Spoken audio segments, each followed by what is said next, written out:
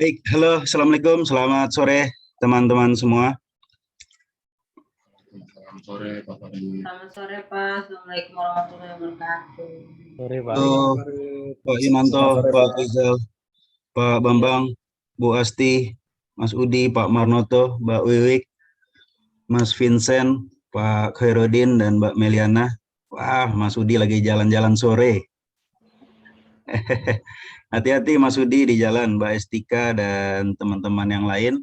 Bisa kita mulai ya untuk video conference sesi ke-14 untuk mata kuliah Advanced Digital Marketing. Nah, mungkin pertemuan 14 ini adalah materi terakhir ya rekan-rekan semua. Jadi di pertemuan ke-15 nanti coba kita akan rancang sebagai guest lecture gitu ya, Pak. Untuk ya sekedar berbincang, sharing dan lain-lain ya sebelum pertemuan UAS nanti teman-teman. Jadi ini merupakan materi akhir rangkaian daripada mata kuliah Advanced Digital Marketing yang kemudian besar harapan dari rangkaian ya desain pertemuan awal hingga 14 ini setidaknya teman-teman mendapat gambaran gitu ya, mendapat gambaran mengenai bagaimana mungkin digital marketing yang lebih mengarah kepada untuk diimplementasikan ya ataupun aplikatifnya seperti itu rekan-rekan sekalian. Nah, di sesi ke-14 ini kita teman-teman telah pelajari ya bagaimana SEO off page itu bekerja. Jadi ini merupakan bagaimana ketika kita berbicara mengenai SEO ya, search engine optimization itu ya ada dua teknik ya, dari on page dan off page. Nah, memang secara on page itu sebenarnya kalau bisa dibuat ya 3 sesi gitu ya untuk mulai dari A sampai Z-nya gitu, berbicara mengenai struktur sampai dengan pengoptimisasian on page. Nah, oleh karena itu di sesi ke-14 saat ini saatnya kita membahas mengenai off page gitu ya, rekan-rekan. Jadi memang ketika berbicara mengenai SEO gitu ya, ada dua tadi ya, on page dan off page. Pemahaman sederhananya kalau on page itu ya artinya memperbaiki gitu loh, mengoptimalkan dari dalam internal gitu berupa website ataupun artikel teman-teman. Sementara kalau off page-nya itu ya dari luar, dari eksternal, dari luar website yang kita optimalkan gitu. Oleh karena itu teman-teman seharusnya punya gambaran ya, sudah punya gambaran bahwasanya sebelum beralih ke off page gitu kan, sebelum pengoptimisasian gitu, artinya kita perbaiki dulu gitu loh. Makanya ya analoginya ya perbaiki, rapihkan rumah dan semacamnya gitu teman-teman, baru berupaya mengundang tamu gitu supaya lebih enak. Oleh karena itu makanya penekanan tujuan SEO ini adalah bagaimana mendatangkan traffic. Bukan tujuan utamanya adalah mendapatkan posisi teratas di page one ya ataupun halaman terbaiknya Google, enggak seperti itu, tapi lebih kepada mengupayakan, mengusahakan orang-orang tuh banyak datang ke website kita gitu teman-teman.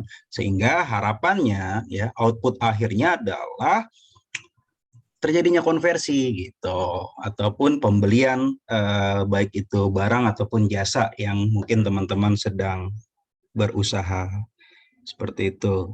Pak Marnoto on mic mungkin mau menyampaikan sesuatu sebagai preambul atau pembukaan. Pak, belum. Oke, baik. Ya, saya share screen dulu, teman-teman. Sudah tampil ya? Mbak Asti seragam Unsia, oh almetnya ya. Mbak Bu Asti kan sudah ke Unsia ya waktu itu sambil ngambil ya, Bu Asti ya, ngambil almet. Yes, Pak. Pak Bambang belum punya nih berarti nih, Pak Bambang. Mana Pak Bambang nih? Keluar ya. Berarti nggak bisa ikut demo ya, Bu Asti ya, nggak punya almet. Pak Bambang. Oke, baik. Rekan-rekan sebelumnya sudah tampil share screen saya. Ya, Pak. Sudah ya, Pak Yunanto. Terima kasih. Oke, kita akan coba membahas mengenai teknik-teknik optimisasi SEO of page gitu dari eksternal website kita. Nah, untuk baiknya ya teman-teman tahu gitu kan. Jadi di sini ada faktor-faktor penilaian Google gitu. Jadi search engine terbesar itu gimana sih dia menilai ya? Menilai sebuah website, sebuah artikel gitu dapat dikatakan ya sesuai gitu ya, diindeks sama mereka gitu ya, sama Google-nya gitu. Kemudian di rank, diberikan rankingnya gitu. Nah, secara umum ya, kalau kita pahami memang dia tidak dipublikasikan gitu secara jelas. Kira-kira apa sih indikator-indikator Google yang bisa dikatakan ada website nih, website A nomor 1, yang B nomor 2 gitu. Dia tidak mempublikasikan secara jelas penilaiannya. Nah, oleh karena itu sebenarnya ada 200 kurang lebih ya, 200 faktor lebih gitu. Saya baca dari Moz gitu kan, yang dapat mempengaruhi sebuah website itu gitu loh, sebuah peringkat website itu di Google, teman-teman. Nah, oleh karena itu ketika bicara hal ini, maka tentu ya tingkat persaingannya untuk mencapai halaman terbaik itu luar biasa ketatnya gitu, teman-teman. Nah, tapi ya kita nggak bicara mengenai 200 faktor itu, teman-teman. Jadi kalau kata Moz gitu ya, jadi salah satu advance SEO gitu ya website, nanti teman-teman bisa lihat gitu kan, setidaknya ada 11 nih gitu strategi SEO ya, menjadi faktor-faktor utama untuk penilaian Google. Yang pertama tentu berbicara mengenai kualitas konten, kedua backlink nih, backlink ini ya tentu off page ini yang kita akan pelajari gitu ya, karena kayaknya nggak ada lagi yang digaungkan gitu loh ketika bicara optimisasi off page gitu ya, itu selain backlink gitu ya teman-teman ya. Kemudian yang ketiga adalah search intent gitu. Jadi kalau search intent ini ya seperti yang teman-teman pernah kita bahas ya, kita pelajari ya di dalam video materi, ada beberapa jenis gitu kan. Setidaknya psikis gitu, psikis user gitu ketika mencari ya. Jadi kira-kira sebenarnya apa sih yang dicari oleh pengguna tersebut di Google gitu. Kalau misalkan saya ternak lele ya, kan saya ternak lele bioflok, teman-teman mungkin di sini ada juga yang main gitu kan, dengan menggunakan sistem bioflok ya, budidaya lele. Maka tentu kalau misalkan kita pahami search intent dengan baik gitu ya, katakan user ada yang nanya nih, ada yang mencari gitu di Google, tips ternak lele. Nah, berarti dia sedang mencari gitu, bagaimana sih cara beternak lele yang baik dan benar gitu, bukannya mencari mengenai sejarah kenapa lele itu ada kumisnya gitu, teman-teman. Nah, itu merupakan search intent ya. Jadi search intent itu merupakan teman-teman harus pahami kira-kira segmentasi targetingnya itu dia akan mencarinya tuh bagaimana, mencari apa. Nah, kemudian yang keempat adalah kecepatan website, tentu fast loading gitu kan. Bahkan ada yang mengatakan ya dari Larry Kim gitu kan, kalau sebuah website dibuka lebih dari 5 detik gitu ya, tidak 5 detik gitu, maka dia akan meninggalkan website itu dan mencari website yang lain gitu. Minimal ya ke urutan 2, 3 dan seterusnya, teman-teman. Jadi ini perlu diperhatikan kecepatan website ya. Dari kecepatan website ini teman-teman bisa mengujinya mungkin lewat GTmetrix gitu ya, ataupun Webmetrix dan semacamnya, teman-teman. Nah, juga banyak faktor yang menentukan kecepatan website. Kemudian yang kelima tentu mobile friendly. Kenapa ini menjadi penting? Karena Google melihat, sebentar ada pesawat lewat.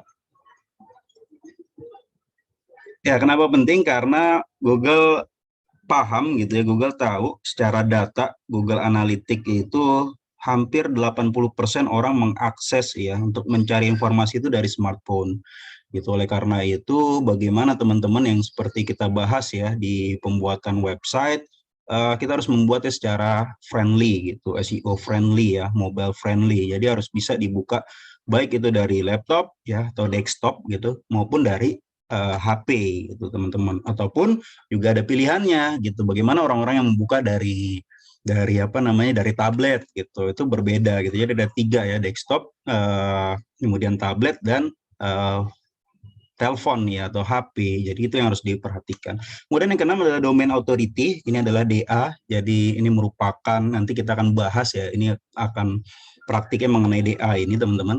Kemudian yang ketujuh adalah optimisasi kata kunci, juga kita sudah bahas. Yang ke-8 struktur website, juga kita bahas. 9 keamanan website ya berupa SSL dan semacamnya. Ini pasti otomatis ya kalau teman-teman sudah menggunakan hosting dan domain berbayar. Jadi bicara SSL itu akan tentu otomatis. Kemudian 10 adalah user experience. Jadi ini adalah buah daripada kualitas konten dan fast load dan mobile friendly ya teman-teman. Dari buah itu semua maka akan menjadikan word of mouth ya, mulut ke mulut gitu. Kemudian bahkan menjadi brand mention. Nah, kemudian yang 11 adalah informasi bisnis yang relevan. Tentu kalau teman-teman jual sepatu, ya informasinya apa yang relevan gitu kan. Cuci sepatu, merawat sepatu, kemudian mungkin jasa desain interior gitu kan. Yang relevan itu seperti apa. Misalkan tips dan trik memilih bahan-bahan, membuat sofa, ataupun kitchen set, dan lain-lainnya. Jadi adalah informasi-informasi yang relevan, teman-teman.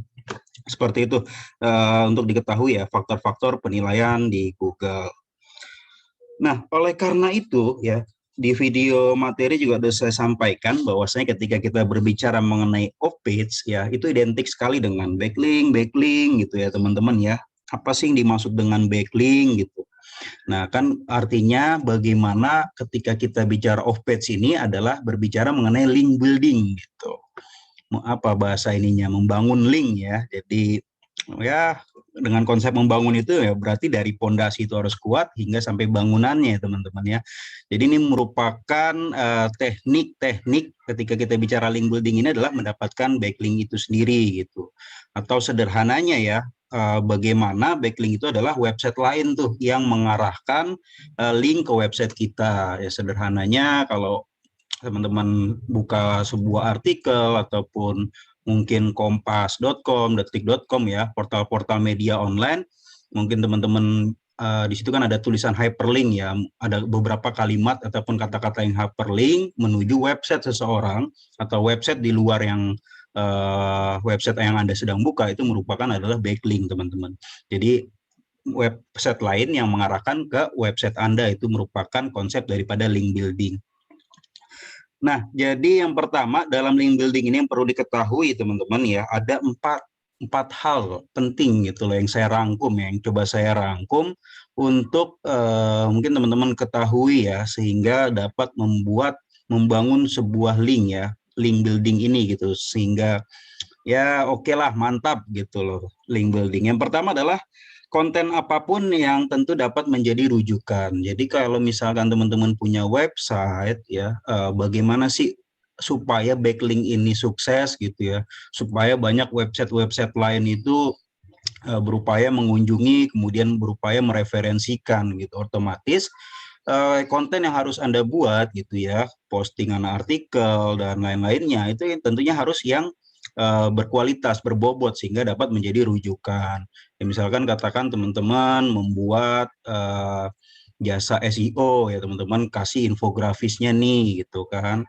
Kemudian ataupun mungkin teman-teman ada yang jualan sepatu online, punya websitenya khusus gitu kan, teman-teman bisa berikan video tutorial gitu kan, bagaimana merawat sepatu, merawat jaket kulit dan semacamnya. Ataupun yang mungkin berbau dengan pendidikan gitu ya teman-teman, ataupun ilmu pengetahuan ya, Anda bisa ada e-booknya di sana gitu ya. Jadi berupa hal-hal apapun itu yang memang memiliki nilai gitu dan berbobot sehingga orang-orang tuh udah menjadikan website Anda itu sebagai rujukan. Kemudian yang kedua ada istilah guest blogging ya. Jadi ini sederhananya kalau teman-teman berkunjung gitu ya ke website orang gitu kan, ketika Anda melakukan komentar di bawah kemudian menyelipkan URL website Anda, itu juga termasuk kepada aktivitas-aktivitas melakukan guest blogging ini teman-teman. Ataupun yang memang menjadi powerful adalah teman-teman tuh menjadi penulis gitu, penulis tamu di website orang lain gitu. Jadi oleh karena itu tentu ada dua hal ya yang kita bahas di video materi itu ketika ingin melakukan guest blogging ini ya, ada dengan cara natural gitu kan, ada seseorang ya yang memberikan link gitu kan secara gratis, secara sukarela gitu kan ke website teman-teman gitu. Nah karena memang dia menganggap gitu ke poin satu ini konten Anda tuh berkualitas. Nah, begitupun sebaliknya gitu, Anda bisa menaruhkan backlink di website dia. Kedua, ada cara outreach ya. Outreach ini adalah dengan mengontak gitu ya, by email, by phone mungkin pemilik website itu. Bisa nggak kita jadi penulis tamu? Bisa nggak kita posting artikel yang tentunya relevan gitu dengan website dia, profilnya dia gitu, teman-teman. Nah, oleh karena itu, ketika ingin melakukan backlink gitu ya, ingin membangun link building ini, maka teman-teman tuh sudah list gitu, buat daftar-daftar website apa aja yang kira-kira menerima kita itu menjadi penulis tamunya, atau website-website yang terkenal gitu ya, dan lain-lain. Nah, yang ketiga adalah meningkatkan engagement di media sosial, teman-teman. Jadi syaratnya ya ketika kita berbicara mengenai optimisasi dari off page ya di luar website kita adalah mengenai engagement rate gitu di sosial media, seperti bagaimana di Instagram itu jumlah komentar dan likes Anda gitu. Nah, itu harus tinggi teman-teman engagementnya. Karena berdasarkan riset ya yang mungkin teman-teman nanti bisa baca dari Larry Kim, dia seorang advanced search engine optimization ya ataupun pakar ya, pakar SEO di luar negeri gitu kan. Kalau dia semakin tinggi nih engagement rate-nya pada sebuah postingan tertentu ya di Instagram, Facebook, ataupun Twitter ya, pokoknya media sosial Anda, maka semakin tinggi teman-teman ranking website Anda itu di Google gitu. Kenapa bisa begitu? Ya kan, walaupun mungkin apa sih korelasinya antara website dengan sosial media, ya pasti teman-teman punya jawabannya ya, dan tahu jawabannya apa. Karena ya alasannya sederhana ya rekan-rekan ya. Jadi kalau audiens ataupun user, calon konsumen, dia menganggap nih konten Anda itu menarik dan bermanfaat, maka tentu engagement itu akan tinggi tuh di postingan Anda gitu. Jadi aktivitas engagement ini dia akan tercatat ya di algoritma media sosial dan terus mendorong nih konten-konten Anda dipromosikan ke pengguna lainnya. Contohnya kalau di IG ya melalui feed gitu kan. Kalau mungkin di TikTok menjadi FYP ya kan. Jadi istilahnya engagement rate itu akan menentukan, mendorong tuh algoritma daripada media-media sosial itu untuk membuat konten Anda naik gitu. Di Instagram ya feed, Facebook feed-nya gitu kan, ataupun ya TikTok tadi ya FYP gitu teman-teman. Nah dari situ makanya tuh hal-hal itu yang membuat meningkatkan popularitas website kita. Efeknya tentu ya teman-teman berpeluang mendapatkan backlink, kemudian brand mention, hingga review-review gitu. Intinya adalah meningkatkan engagement rate. Nah, seperti apa cara-caranya? Ya tentu nggak jauh-jauh dari konten yang berkualitas, kemudian posting di jam yang tepat, teman-teman. Karena kalau dari co-schedule ya, website mengenai riset-riset marketing gitu kan, waktu terbaik posting itu ya sekitar jam 8 pagi dan jam 2 siang gitu, teman-teman. Banyak risetnya mengenai ya apa istilahnya prime time dan lain-lainnya ketika bicara media sosial. Kemudian yang ketiga adalah menggunakan hashtag yang relevan. Jadi kalau bagi saya ini masih menjadi suatu pertanyaan ya, apakah powerful atau tidak ya menggunakan hashtag, teman-teman. Karena ketika kita menggunakan hashtag, katakan jual sepatu, tentu kita akan bersaing ya dengan banyaknya gitu orang-orang yang tentu menggunakan hashtag itu juga. Tapi pasti ada dampaknya ketika kita menggunakan hashtag-hashtag ya. Seperti mungkin kalau di TikTok dengan menggunakan hashtag FYP saja katanya itu punya powerful untuk menjadi video Anda FYP. Tapi sekali lagi adalah mindsetnya teman-teman itu adalah meningkatkan engagement, jumlah komentar dan like. Itu untuk nomor 3 ya, bicara link building. Kemudian yang keempat adalah meningkatkan DA dan PA. DA di sini adalah domain authority dan PA itu adalah page authority. Jadi bagaimana caranya? Nah, ini bagi saya ya yang saya pahami ini powerful teman-teman.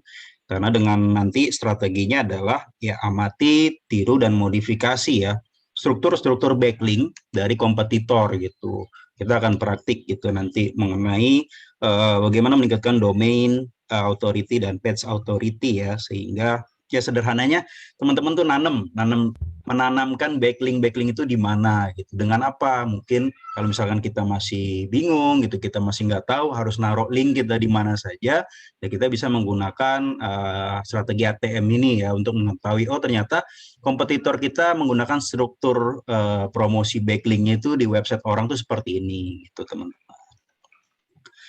Kemudian ini ya pengembangan daripada meningkatkan DA dan PA dengan strategi amati tiru modifikasi dari kompetitor. Jadi teman-teman bisa menggunakan Mosbar ataupun Ahrefs ya. Nanti kita akan coba di Mosbar mungkin. Nah, jadi untuk dipahami dulu ya, mungkin masih ada yang bingung mengenai domain authority dan page authority. Jadi ini sebenarnya nggak resmi dari Google teman-teman ya. Ini merupakan ya pihak ketiga lah yang disediakan, yang namanya adalah MOS itu tadi gitu. Jadi berupa angka atau skor nih yang dikembangkan si MOS itu gitu teman-teman. Yang merupakan ya tools ya, bagian daripada tools yang memang populer gitu. Untuk apa? Untuk memprediksi peluang ranking nih, kira-kira website Anda itu sudah ada rankingnya belum gitu, sudah dinilai belum. Nah, itu dengan Mosbar. Jadi skala hitungnya itu ya 1 sampai 100 ya, kayak nilai-nilai ujian ya, nilai ujian kuliah ya, teman-teman ya, hingga 1 hingga 100. Tentu semakin tinggi yang namanya domain authority ya, maka semakin tinggi pula nih kesempatan website teman-teman itu berada di posisi teratas Google gitu. Tapi tadi yang saya katakan di awal, bukan berarti DA ini jadi satu-satunya faktor penentu ya untuk sebuah ranking website, karena dari itu tadi nggak resmi sebenarnya dari Google, tapi hanya untuk mengetahui ya, bahkan memprediksi gitu untuk ranking website yang ada. Jadi domain authority itu dia lebih kepada website, sementara kalau page authority itu adalah skor ya mengenai halaman-halaman tertentu di website ya, mungkin post artikel Anda gitu kan, kemudian mungkin halaman-halaman testimoni Anda dan lain-lainnya. Jadi domain authority itu merupakan ranking untuk ataupun skor untuk websitenya, sementara kalau PA itu atau page authority itu adalah lebih kepada halaman-halaman tertentu yang berada di websitenya, teman-teman. Seperti itu. Nah, kuncinya terakhir ya sebelum kita praktik nanti di Mosbar. Jadi untuk mendapatkan backlink yang berkualitas ketika bicara mengenai meningkatkan DA dan PA ini, teman-teman, jadi harus cari nih dari kompetitor ya tentu yang relevan ya, yang mirip website-websitenya dengan Anda. Ya katakan Anda jual jasa gitu kan, Anda ingin mempromosikan jasa desain interior gitu kan, maka Anda cari kompetitor yang memang websitenya juga desain interior gitu, ataupun yang lain-lainnya, bisnis yang lain-lainnya gitu teman-teman. Oke, itu sebenarnya untuk pengantar ya materi daripada off page di sesi ke-14. Nah, kita coba akan sesuai slide tadi, kita akan coba bagaimana sih mengamati gitu struktur yang baik gitu di dengan menggunakan tools ya, tools SEO yang populer yaitu Mosbar gitu, salah satu yang populer gitu. Nah, caranya adalah dia berupa extension ya teman-teman. Anda bisa download di Google Chrome. Jadi untuk melihat skor gitu ya, prediksi gitu. Kira-kira Anda itu harus curi ya, karena kita bicara mengenai strategi ATM, kita ingin tahu nih, oh kompetitor A gitu kan, dia tuh nanam backlinknya di mana aja gitu. Jadi paham ya konsepnya ya dengan menggunakan Mosbar ini. Jadi kita paham nih memahami, bisa melihat oh ternyata kompetitor A dia nanam backlinknya di sini, di sini, di sini gitu. Kemudian yang B di forum ini, forum ini. Nah kita bisa mengetahui dengan Mosbar. Caranya teman-teman download dulu Mosbar ya. Anda bisa ketikkan Mosbar di Google. Kemudian Anda masuk ke websitenya. Ini udah tampil Google ya, rekan-rekan ya, bukan slide tadi ya. Sudah, Pak. Oke. Nah, di sini Anda bisa download nih Mosbar for free ya, jadi gratis ya. Mungkin nanti untuk analitik yang detail gitu itu Anda bisa mendapatkan gratis selama 30 hari teman-teman. Selanjutnya bayar sekitar ya 1,8 US dollar kalau nggak salah ya. Kemudian ketika Anda download, kemudian sudah terpasang ya rekan-rekan ya di Google Chrome Anda sebagai extension. Nah, Anda bisa mulai nih dengan mengaktifkannya ya di pojok kanan ini rekan-rekan. Jadi Mosbar from Mos gitu ya, bisa Anda aktifkan di sini muncul ya, baru deh Anda buka nih website apa kompetitor yang akan mungkin Anda tiru gitu ya. Anda ingin tahu dia itu naruh backlink di mana aja. Dia nanam backlink dia, URL atau URL website dia itu di orang-orang itu di mana aja gitu, teman-teman. Nah, caranya gimana? Oke, katakan di sini kita udah aktifkan ya mouse barnya di sini, teman-teman, sampai dia berwarna biru di kanan atas ini.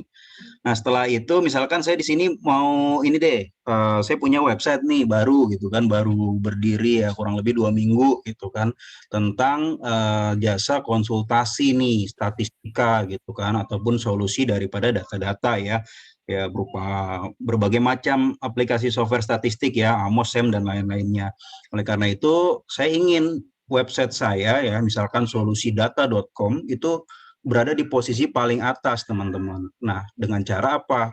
Dengan asumsi gini ya, saya punya website tentang solusi data, itu sudah rapi, sudah sesuai dengan ya SEO friendly lah ya. Selesailah pokoknya tahapan on page. Kemudian saya ingin nih nanam-nanam backlink gitu ya, menaruh backlink lah di website orang. Nah, caranya saya akan cari nih teman-teman ya, sebagai kompetitor utama saya itu siapa sih gitu. Misalkan sini saya adalah cari jasa olah data gitu. Nah, sorry, ini belum aktif ya.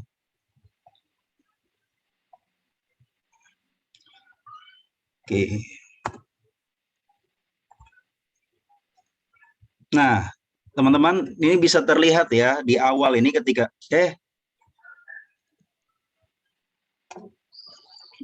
mati lampu Kang Hendy.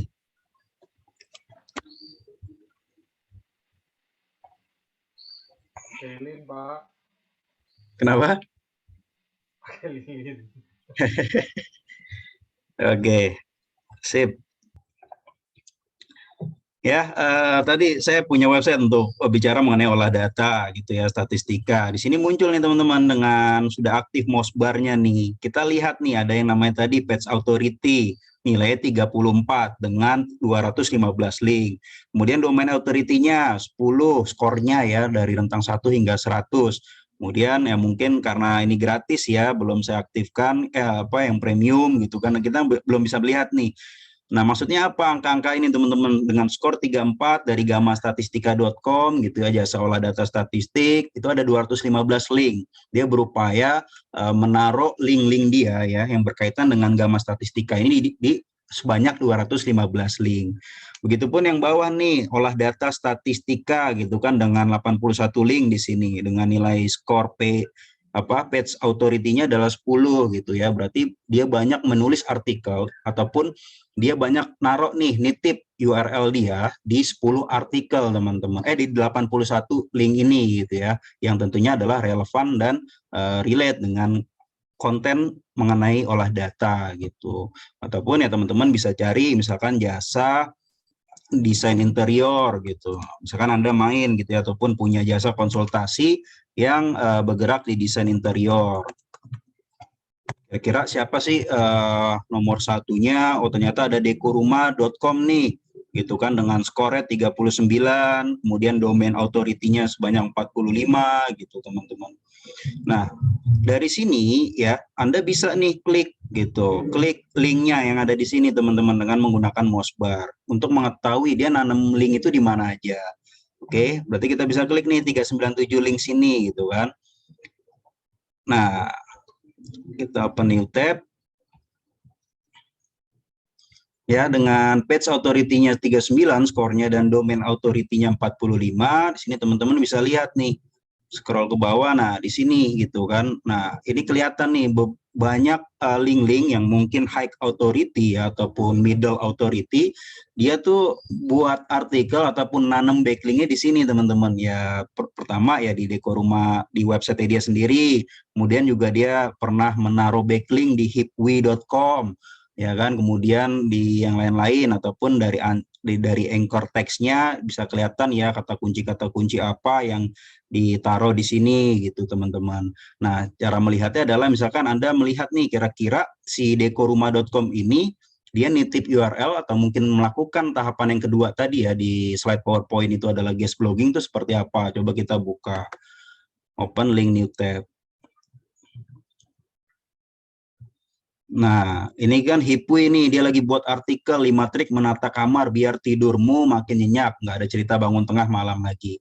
Terus kita cari deh kira-kira dia nanam backlink itu di mana gitu. Ingat ya teman-teman ya, dari nih, mohon maaf nih apa iklannya muncul macam-macam ya, aneh-aneh nih Kang Hendy nih ya kan, gitu. Jadi kita bisa pahami teman-teman, tapi secara poin pentingnya adalah yang paling powerful itu adalah backlink yang kontekstual, yang berada di tengah-tengah artikel ataupun berada di antara paragraf-paragraf ya. Jadi seperti ini nih yang bisa diklik. Mungkin ini nih kita bisa lihat, jangan-jangan ini yang punya dekorumah.com tadi nih, coba kita buktikan. Oh betul ya teman-teman ya, dekorumah.com itu gitu. Jadi kita paham, oh ternyata kalau saya mau jasa desain interior gitu kan, kemudian saya berupaya untuk mengoptimisasi SEO of page, ya mungkin saya bisa melakukan hal yang sama. Saya menghubungi pihak Hipwi ataupun website-website yang lain yang memang relevan gitu dengan berbicara mengenai interior-interior ataupun desain-desain gitu. Jadi kita bisa memasukkan, boleh dong gitu kan. Nanti kalau Anda buat artikel misalkan 7 tips gitu, 7 trik gitu kan menentukan bahan untuk pembuatan kitchen set gitu kan. Ya Anda bisa minta gitu kan dengan menggunakan tadi ya outreach secara tadi mengontak, kemudian Anda menitipkan memasukkan URL gitu kan di sana. Maka itu adalah upaya daripada backlink seperti itu teman-teman. Lalu bagaimana yang dimaksud dengan struktur? Kita mau lihat nih kira-kira kalau dia ada orang yang melakukan guest blogging gitu kan, kira-kira seperti apa sih gitu. Misalkan saya di sini buka nih mengenai olah data.id. Saya buka.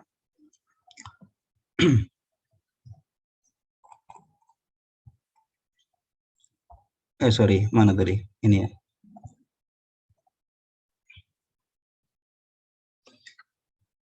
Nah, kelihatan nih ya, page authority nilai 10, domain authority 7 gitu, teman-teman. Terus di sini dia membuat URL-nya, backlink-nya itu berupa URL yang teman-teman bisa lihat ini. Misalnya kita buka nih gitu kan. Oh, nggak bisa ya, berarti itu tuh namanya link error ya, ataupun link 404, teman-teman. Coba kita cari yang lain, misalkan konsultan.id.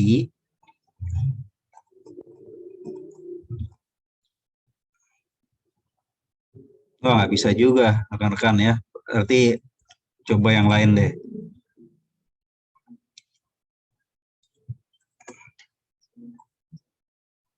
Bentar ya.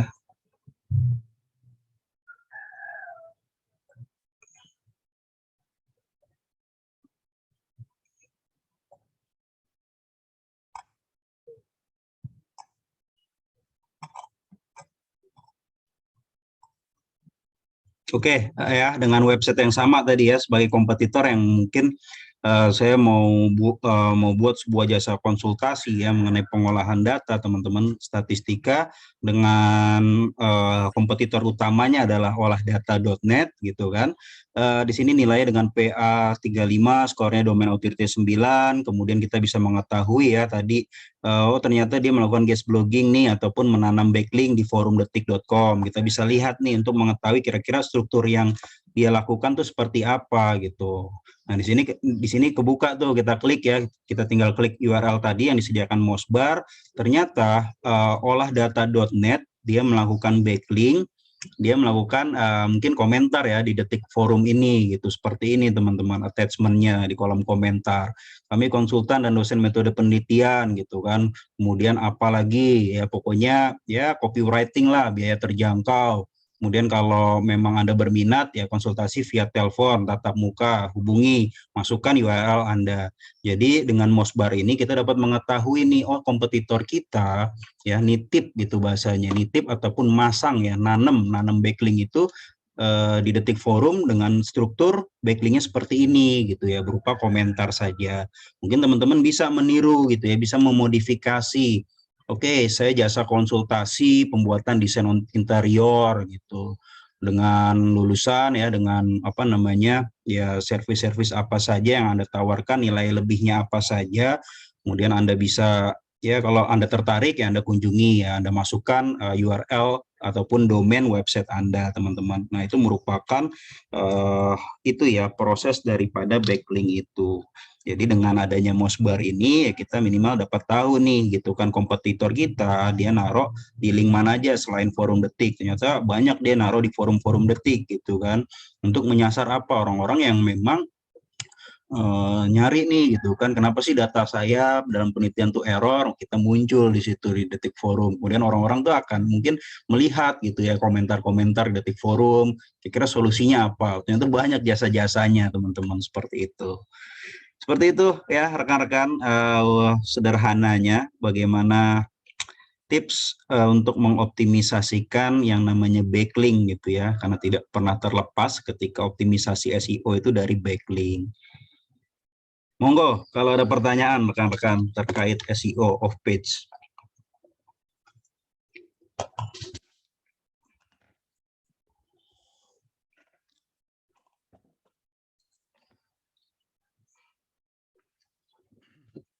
Aman ya? Oke, kalau aman, mungkin biar mantap waktunya, kita langsung masuk ke presentasi aja ya, kelompok 5 ya, Pak Rizal ya. Halo. Kelompok 1, Pak. Oh, sorry. Sebentar. Iya. Sesi ini kelompok berapa aja ya? 5 dan 1 bukan? Iya, 5 dan 1, Pak. Kami yang terakhir. Oh, berarti 5 dulu ya. Iya. Silakan kelompok 5 ada yang hadir? Sudah siap kelompok 5? Hadir, Pak. Wah, mantap. Silakan Pak Hendy.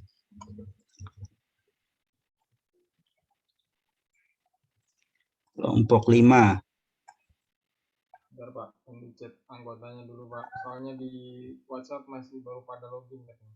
Oke.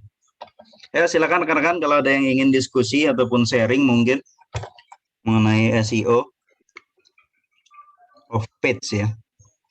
Kelompok 5 ini apa ya?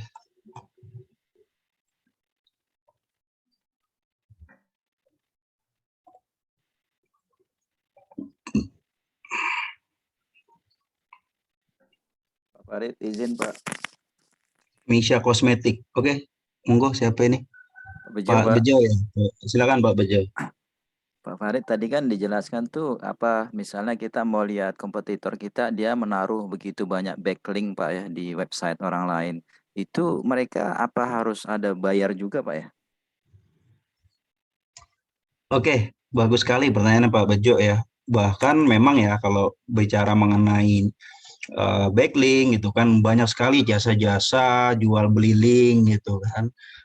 Tadi awalnya saya mau jelaskan gitu kan bagaimana menaruh sebuah link di berbagai macam URL dummy gitu kan untuk ditanemin tuh di mana-mana. Jadi kita nembak istilahnya. Jadi ntar secara acak ya dengan menggunakan mouse tadi ya mouse tools nanti mungkin bisa nyebar tuh secara acak gitu. Tapi sekali lagi kita harus pahami dulu nih Pak Bejo ya beberapa hal yang memang dilarang gitu teman-teman oleh Google ya bahkan bisa di-ban gitu ya. Salah satunya adalah dengan menggunakan yang berbayar tadi karena yang berbayar kemudian dengan asumsi spam ya spam bentuknya adalah spam konten gitu kan link-link yang memang sifatnya spam gitu kan.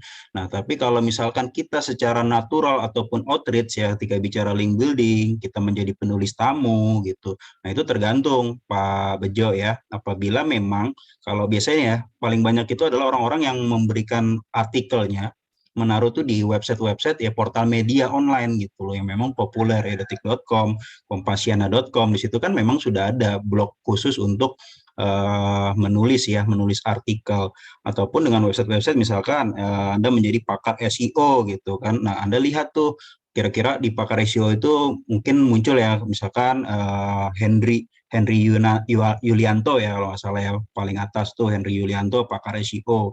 Nah Anda bisa mengontak gitu kan apakah saya bisa gitu katakan Anda ingin melakukan guest blogging gitu Anda menjadi penulis tamu. Nah itu tergantung kebijakannya gitu apakah ada red card-nya gitu dari masing-masing website yang dimiliki gitu ya oleh website yang ingin kita menjadikan penulis tamu di situ gitu loh. Jadi ya memang kalau outreach itu ya tergantung gitu ya karena bicara mengenai high authority. Nah, karena apa? Ketika kita bicara mengenai high authority, katakan Anda ingin menaruh nih postingan artikel-artikel yang di .id, .ac.id, .edu. Nah, itu sangat sulit teman-teman. Walaupun memang Google akan meranking ya, powerful sekali gitu loh di backlink-backlink yang terdapat di high authority seperti tadi .edu, .ac.id, namun perizinannya sangat susah. Tapi kalau memang balik lagi kepada konten Anda yang memang berkualitas, relevan, bermanfaat, berbobot gitu ya, itu pasti akan memungkinkan sekali. Ya, misalkan saya buat nih gitu kan, saya punya website mengenai bagaimana pelatihan dan pengembangan ataupun olah data statistika ya dengan berbagai macam software. Nah, saya minta nih kepada unsia.ac.id gitu ya di website resminya untuk membuat sebuah artikel mengenai pelatihan gitu kan yang nanti di dalam itu ada yang namanya backlink kontekstual. Ada beberapa kata yang memang hyperlink kemudian menuju website saya. Nah, itu sangat powerful sekali di high authority. Nah, oleh karena itu ketika bicara bayar atau tidak ya ada jasa gitu ya ataupun memang Anda bisa menggunakan natural outreach ataupun melihatlah mencari-cari listing dulu nih, listing website-website mana saja yang bisa menerima penulis tamu. Nah, dari situ ya kita bisa mengetahui apakah ada red card-nya, berbayar atau tidak, gitu Pak Bejo ya. Baik, terima kasih Pak Farid. Sama-sama. Sudah siap Bapak Hendy Budiman? Pak Farid, izin Oh, tadi menambahkan pertanyaan siap dari Pak Pak Bejo. Yunanto. Menambahkan pertanyaan dari Pak Bejo tadi. Artinya kalau misalkan saya punya blog, terus saya komen di LMS dengan mencantumkan blog saya, artinya sudah jadi backlink dong Pak ya? Iya, secara konsepnya seperti itu, kurang lebihnya gitu kan. Namun yang kita pahami dulu ya tadi ya, kita harus bicara ya sesuai targetnya, segmennya gitu. Kalau Pak Yunanto naruh link untuk menjual misalkan ya oke lah menjual sepatu ya mungkin ya segmennya ya it's okay ya karena general gitu loh, mahasiswa, teman-teman kelasnya yang mungkin ingin membeli sepatu juga gitu ya karena barang-barang ya kebutuhan hidup ya gitu, it's okay. Tapi intinya adalah poinnya kita memang harus sesuai gitu pasar apa yang akan kita bidik gitu ya dari segmentasi targeting. Tapi secara konsep ya seperti itu kurang lebihnya Pak Yunanto, backlink. Karena sederhananya backlink itu adalah upaya gitu teman-teman gitu loh, memberikan bagaimana membuat orang-orang yang masuk ke website B ya, kemudian mengklik sebuah URL, dia akan mengarahkan kepada website kita gitu. Itu adalah tujuan utamanya sebenarnya untuk optimisasi SEO of page dengan konsep backlink itu. Gitu ya, Pak Yunanto. Baik Pak Farid, terima kasih. Oke, ada lagi rekan-rekan? Sebelum kita presentasi ke kelompok 5. Baik, silakan Pak Hendy Budiman, presentasi kelompok 5. Ya Pak, terima kasih Pak.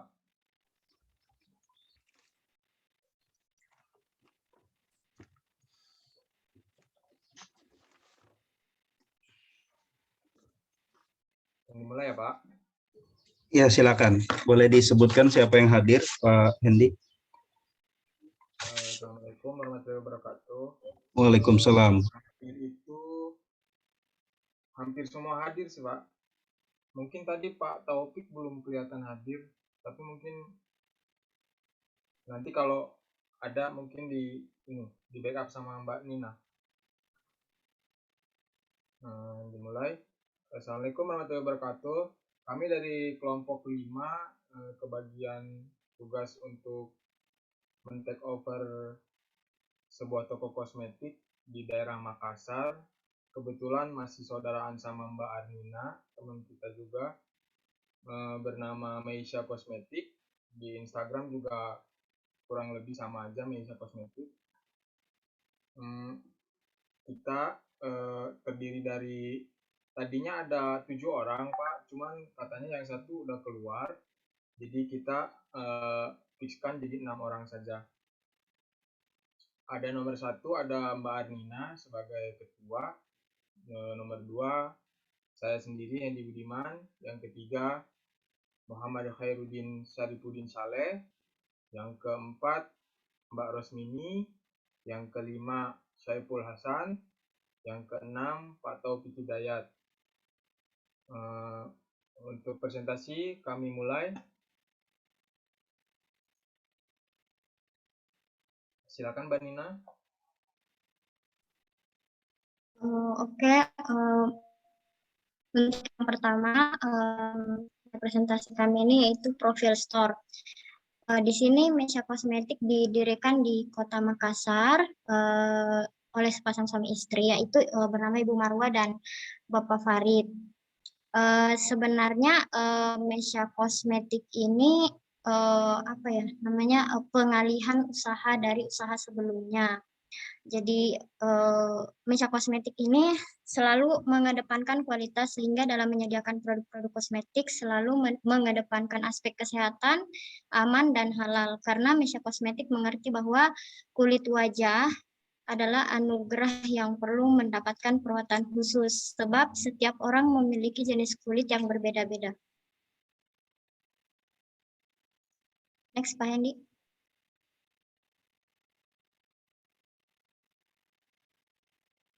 Visi dari Mesya Kosmetik ini adalah menjadi toko kosmetik yang terkemuka di Kota Makassar di bidang perawatan kecantikan dengan kualitas yang utama dengan pelayanan yang prima.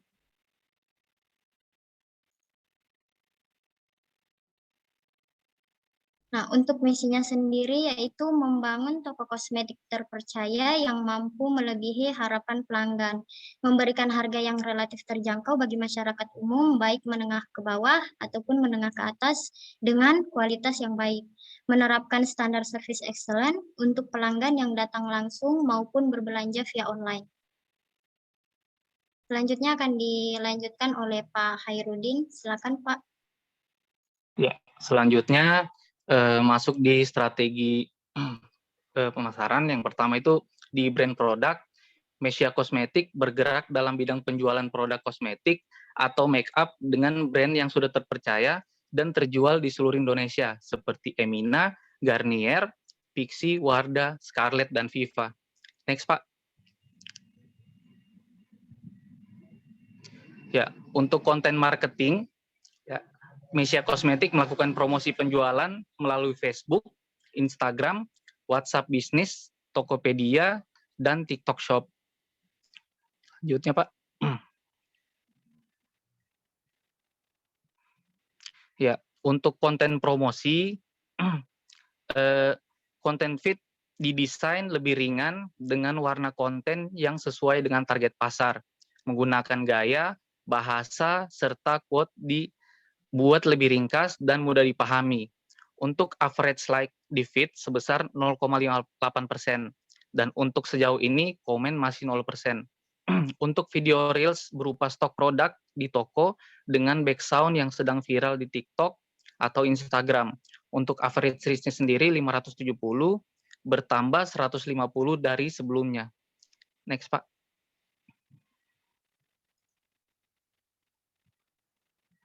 Ya, untuk aktivitas digital, yang pertama adalah live streaming melalui Facebook, Instagram, atau TikTok.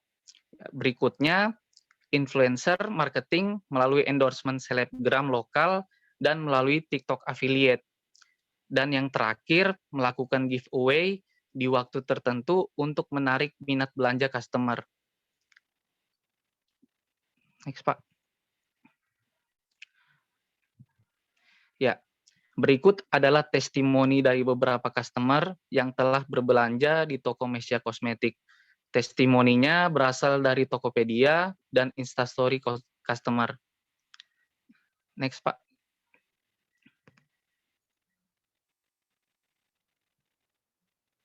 Ya, untuk unique selling point-nya yaitu adalah kualitas, layanan, original, halal, dan value for money. Selanjutnya akan dilanjutkan oleh Mbak Rosmini. Problem statement. Masalah yang dihadapi UMKM antara lain keterbatasan modal usaha, kurangnya strategi pemasaran, banyaknya kompetitor, dan cash flow management.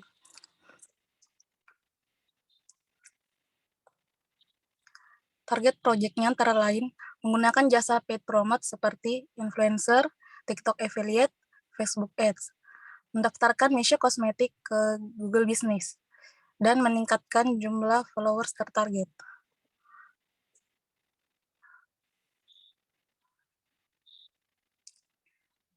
Before after project itu promosi gratis, tradisional promosi P2P, followers 1.100, paid promotion influencer, sosmed ads, menggunakan Google Business, followers 1.274 naik 16% dalam 1 bulan. Selanjutnya akan dilanjutkan lagi. Ya. Kasai Pulasan.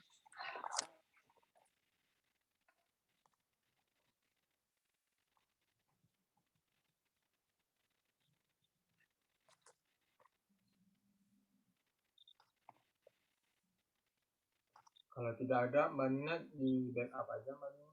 Baik, saya lanjutkan Pak Hendi ya. Oh iya, boleh Pak. Baik, berikut berupa kompetitornya. Ada Palu Makeup, ada No Center Palu. Berikut adalah kompetitor dari Mesia Make.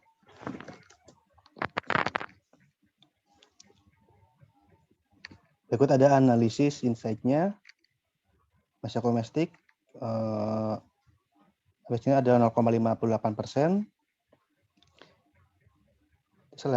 Like rate-nya 0,58%. Untuk komen rate-nya masih 0%.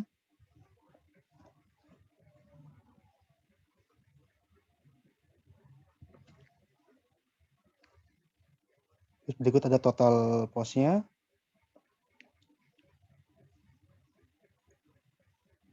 Apa yang tadi Pak Hendi?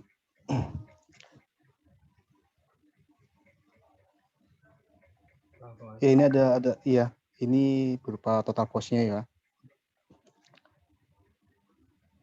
Seperti rate-nya 1,12%. Terus like rate-nya 1,11%. Comment rate-nya masih 0,01%. Lanjut Pak Hendi.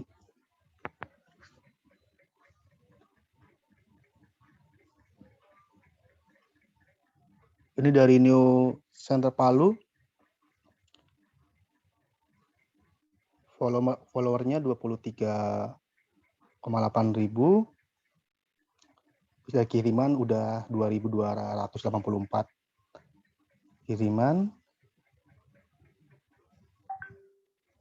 Di sini overview-nya 0,63% untuk engagement rate-nya. Terus like rate-nya 0,61% dan comment rate-nya 0,02%.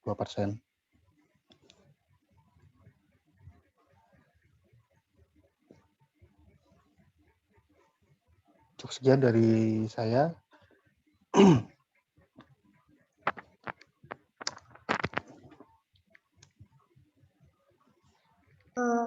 Kemudian untuk audiensnya, di sini ada audience insight.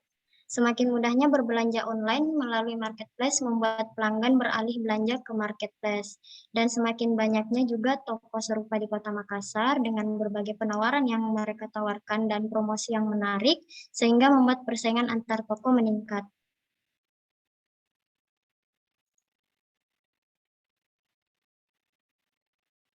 Kemudian demografi audiens. Di sini demografis audiens yang pertama adalah kita menjangkau untuk usia 18 tahun sampai 40 tahun.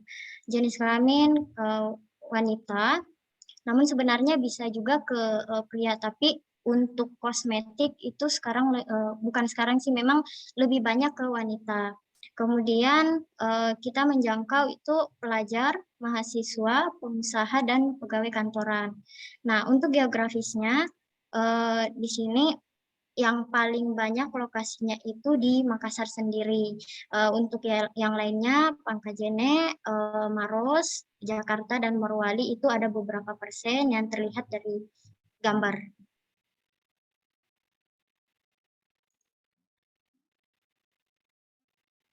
Kemudian psikografi audiens. Yang pertama itu kita menjangkau kelas sosial menengah ke bawah. Kemudian memiliki hobi make up dan memperhatikan kecantikan serta penampilan. Terus behavioral, menjadikan pemakaian kosmetik sebagai rutinitas dari kegiatan sehari-hari.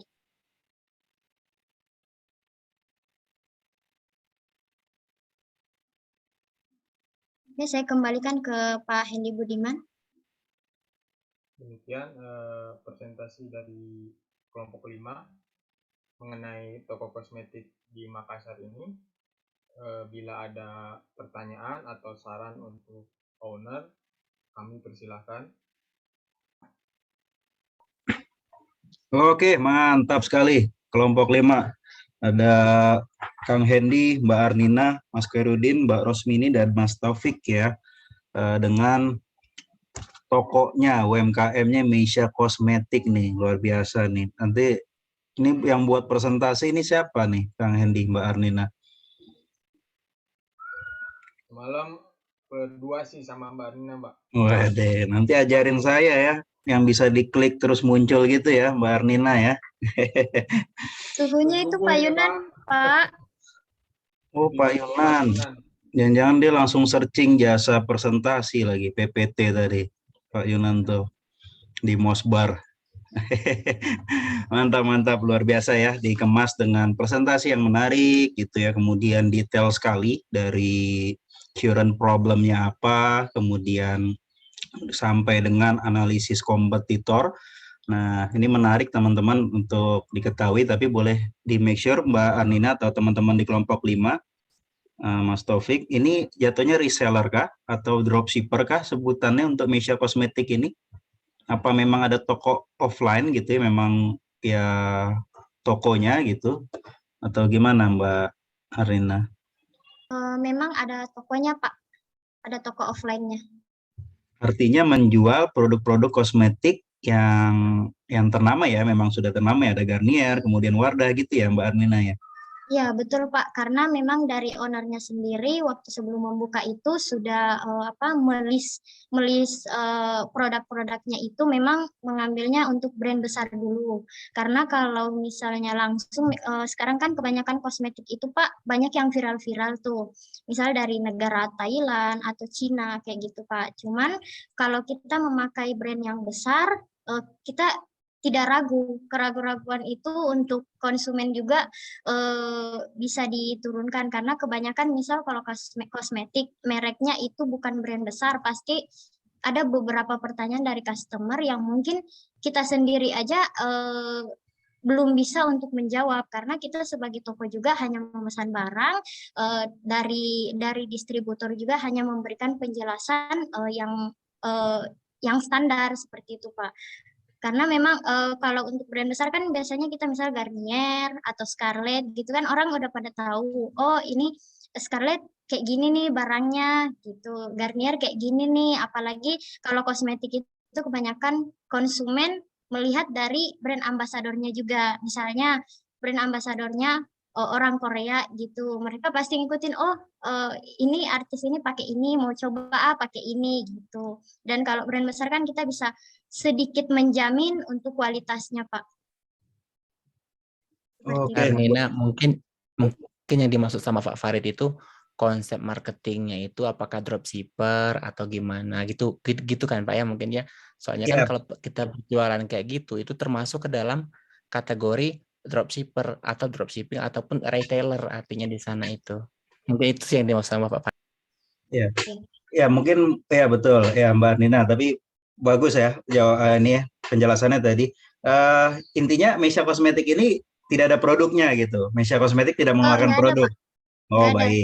Memang hanya toko dan memang bisa dikatakan juga reseller lah Pak. Seperti itu. Tapi kan reseller Pak Halek.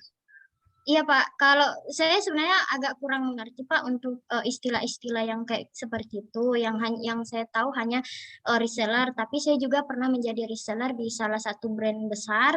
Nah ternyata mereka terbagi lagi resellernya itu, ternyata kalau misalnya sesuai pengambilan, misal pengambilan produknya 1000 piece, ini reseller, pengambilan di atas 1000 piece atau di atas 2000 piece ada lagi istilahnya seperti itu Pak, karena biasanya brand-brand besar itu membuat istilah sendiri untuk produknya mereka. Gini Kak Arnina, kalau kita menjual produk orang lain, kita tidak memiliki own product, itu namanya reseller ataupun retailer ataupun dropshipper. Tapi kalau kita punya usaha sendiri, terus kita punya produk kita sendiri, itu ownernya. Jadi apa namanya, dia bukan kategori dropshipper ataupun reseller di sana itu. Artinya kan kalau kayak di sana kan kosmetik kan dia artinya ambil barang orang, terus selisih kan yang diambil kan marginnya di sana. Jadi sama aja dengan dropshipper ataupun reseller jatuhnya. Ya, begitu. Jadi Mbak Rina dan teman-teman ya udah bisa paham ya mana mungkin skupnya tadi reseller, dropshipper gitu kan. Artinya kalau memang nyetok barang gitu ya, nyetok barang dari distributor ya itulah reseller gitu ya teman-teman ya. Enggak aja. Oke, baik teman-teman, ini bagus sekali ya. Coba silakan rekan-rekan adik-adik kelompok lain berdiskusi. Ada yang ingin bertanya, monggo, tentang Meisha Kosmetik dari kelompok 5. Izin bertanya boleh ya, Mas Hendy ya? Yang pertama saya ingin tanya, ini tadi kan saya lihat slide-nya nih, pemilik bisnisnya Pak Farid. Ini tadi kebetulan atau memang sengaja untuk menjalin engagement nih? Yang pertama itu. Yang kedua, yang kedua saya ingin bertanya terkait problem statement. Coba kembali ke problem statement Mas Hendy. Nah, di sini kan masalah yang dihadapi ada 4 poin ya, keterbatasan modal, kurangnya strategi pemasaran, banyaknya kompetitor, dan cash flow management. Di penjabaran target project tadi yang koreksi kalau saya salah, tadi saya baru melihat hanya banyaknya kompetitor dan kurangnya strategi pemasaran. Pertanyaan saya, solusi untuk poin 1 dan 4-nya seperti apa terkait cash flow management dan keterbatasan modal? Terima kasih. Untuk izin menjawab Pak, untuk nomor 4 ini kita udah mencoba memberikan ownernya sedikit ilmu tentang mengenai cara mengatur atau memanage cash flow management dengan memberikan software yang sedikit lebih membantu, ataupun dengan Mbak Nina langsung yang ke sana mengajari beberapa kayak semacam office dan beberapa hal yang bisa membantu untuk sedikit meminimalisir masalah mengenai masuk dan keluarnya barang dan uangnya, Pak. Untuk nomor 1 mungkin kita masih belum maju ke arah modal karena masih dalam tahap ini, Pak. Baru keluar dari pandemi kan, jadi masih sedikit-sedikit majunya itu masih sedikit-sedikit, belum berani ngambil pinjaman atau kur ke bank untuk menambah modal, karena kita lihat dulu range-nya gimana. Kalau misalkan bagus mungkin kita bakalan ngambil modal kur atau apa gitu. Kemarin sama ownernya itu kurang lebih seperti itu, Pak. Jadi belum berani untuk mengambil langkah ke pinjaman modal atau apa gitu. Jadi untuk sementara masih menggunakan modal yang ada, yang dulu pas ngebangun sedikit-sedikit gitu. Tapi kalau kalau saya boleh nyaran ini berdasarkan pengalaman saya pribadi, kalau kita bermain dengan produk nyata, artinya bukan kita tidak bermain dengan kalau kita bermain dengan produk nyata dan tidak nyata, artinya kalau tidak nyata kan seperti yang saya lakukan, saya tidak memegang produk sama sekali dan saya hanya berkomunikasi dengan suppliernya gitu kan. Nah, kalau dia keterbatasan modal, biasanya kita, kalau saya dulu, saya nego sama mereka. Jadi berapa banyak omset yang bisa diciptakan dalam 1 bulan. Jadi kita berbisnis tanpa modal artinya. Kita buat kontrak kerjasama dengan ownernya, mungkin dari Citra atau dari apa gitu, produk yang lain. Kita tinggal kasih aja sama mereka projectnya, ini project kita nih, kita sanggup omset sekian bulan, ini sekian bulan gitu kan, dengan target marketing yang kita capai sekian omset gitu. Dan biasanya dari yang penyedia produk itu mau, soalnya kalau saya dulu seperti itu, Artinya saya bisa memberikan omset sekian untuk mereka, dan mereka pun pasti bakal mau memberikan barang untuk ke kita. Tinggal lagi negosiasi MOU antara owner reseller ini dengan yang mengeluarkan produk. Kalau menurut saya seperti itu bagusnya kalau keterbatasan masalah untuk di modal. Tinggal lagi seperti apa project yang diberikan kepada pemegang owner produk itu. Misalkan kalau kayak si Citra dari kosmetiknya mereka bisa jual 1 bulan itu mungkin 10.000 nih. Kita tawarkan sama mereka bisa menciptakan omset 15.000. Dan secara logika aja siapa sih yang nggak mau gitu kan, dengan visi dan misi yang jelas, dengan project yang nyata gitu kan.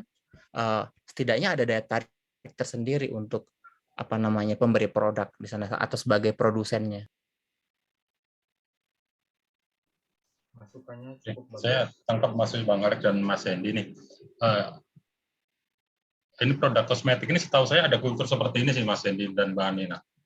Di beberapa kios kosmetik, kebetulan saya ada proyek di ASMK, di sana kan pusatnya kosmetik ya. Jadi ada beberapa produk itu yang menjalin kerjasama, bahkan kita tidak mengeluarkan modal gitu.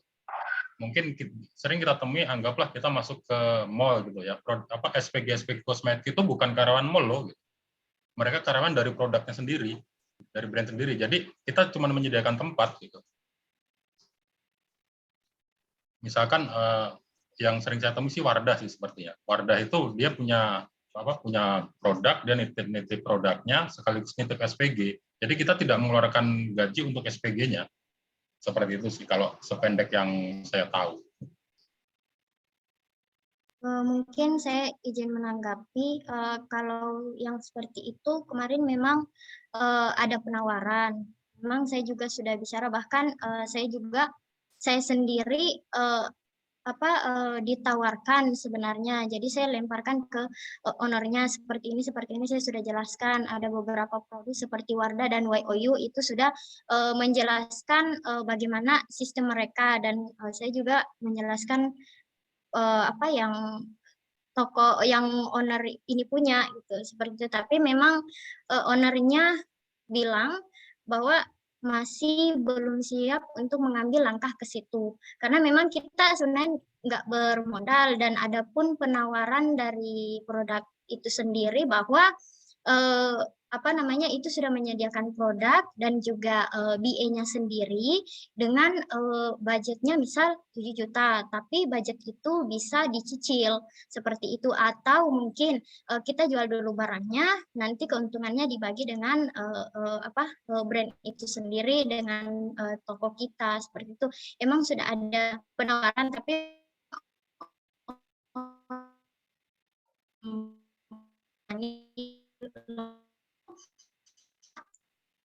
juga ini menurut masih lama dia karena kalau kita langkah seperti owner ini untuk terima otomatis kerjasama itu risiko. Kalau misalnya kita beli di Butok, kita jual sendiri, risiko itu otomatis oke.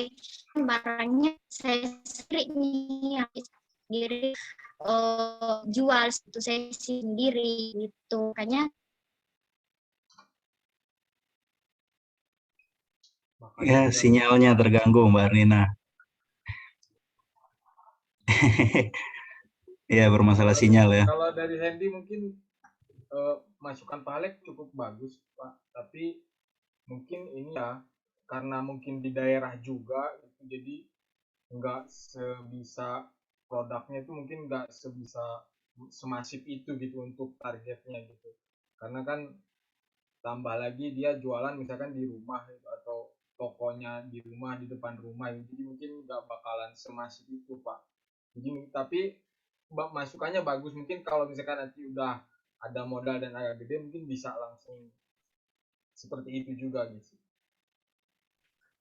Sebenarnya sih gini Kang Hendy, kalau kita untuk berbicara masalah kosmetik itu pangsa marketnya itu bisa kita lihat dari price marketnya gitu kan. Contoh kayak sampo itu kan banyak jenisnya, ada Dove dan ada bermacam-macam jenis kemasan. Nah harga yang paling menyentuh untuk kelas ekonomi paling bawah itu otomatis harga yang terkecil dari harga kosmetik itu tersebut. Artinya, kalau kayak Wardah itu misalkan dia memiliki ada paket kemasan yang paling kecil di sana itu dan sangat bisa menjangkau dari semua lapisan usia, mulai yang udah mengenal kosmetik ya, kategori saya garis bawain ya. Misalkan seperti anak SMP. SMP itu kan kalau sekarang ini mereka udah pada mengenal kosmetik sampai dengan yang tua gitu kan. Artinya kan nggak ada batasan demografi usia di sini tuh. Misalkan kalau kayak remaja kan usia remaja kita ambil dari usia 14 sampai dengan yang tua pun kan masih banyak. Nah, jadi strategi market yang perlu diimplementasikan di sini bagaimana pendekatan persuasifnya untuk apa namanya ke konsumennya gitu. Bagaimana cara kita memberikan rayuan maut atau jurus maut agar mereka untuk membeli produknya. Dan kalau untuk kelas pedesaan, maaf saya tidak mendiskriminasikan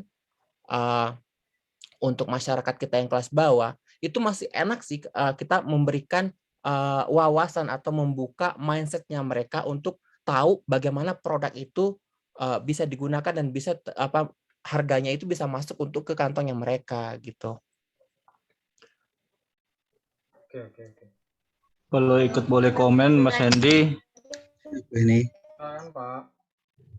Ya mungkin kapasitas owner itu belum bisa dipaksakan apa yang dimaksud dari Mas Alek. Ya kita kan mungkin tahu kapasitas orang juga tidak bisa mengerti segala yang dimaksud Mas Alek gitu. Nggak semua orang untuk mengerti segala apapun bisnis yang mungkin mereka tahu lah kapasitas mereka gitu ya. Mungkin dari grup ini bisa backup untuk apa yang disaran Mas Halek itu bertahap aja gitu. Itu saja dari saya. Iya, Pak. Izin menanggapi lagi, Pak. Masukannya bagus, tapi untuk saat ini mungkin belum bisa semasif yang Pak Halek sarankan. Mungkin kita izin menanggapi lagi, Pak. Aja, gitu. Oke, Mbak Nina udah kembali nih, Pak Hendy. Monggo, Mbak Nina. Ya, Pak. Mohon maaf, Pak. Untuk sekedar informasi, Pak, untuk keterbatasan modalnya ini sedikit sudah mulai juga saya dikabari dengan ownernya bahwa pemasukannya udah mulai meningkat dari sebelumnya. Memang pemasukannya itu, penjualannya itu sebelum Lebaran Idul Fitri memang demi COVID ini beberapa berikan seperti Pak. Jadi memang pengaruhnya untuk pandemi COVID ini begitu besar Pak. Makanya kemarin saya juga untuk modalnya itu berusaha untuk bagaimana mencari solusinya. Tapi ownernya bilang untuk modalnya ini sudah mulai sedikit-sedikit ada tambahan Pak, dan memang sekarang tokonya juga sudah mulai ditambahkan lagi produknya seperti itu Pak, dan konsumennya juga sudah sedikit meningkat untuk di toko offline-nya seperti itu Pak. Oke, bagus, mantap ya, kita lihat waktu juga. Itu ya Pak Halek dan teman-teman, bagus sekali diskusinya. Sinyal agak rebutan, lagi gangguan sinyal ya Mbak Nina. Oke, tapi sebelum kita tutup, teman-teman mungkin ada satu hal ya dari saya mungkin yang kemudian boleh di-sharing gitu teman-teman yang lain, mungkin Mas Taufik, Mas Khairudin, dan Mbak Rosmini. Dan oke, kelompok 5 ya, mungkin jadi pelajaran untuk kita semua, ya istilahnya nice to know gitu ya, sharing.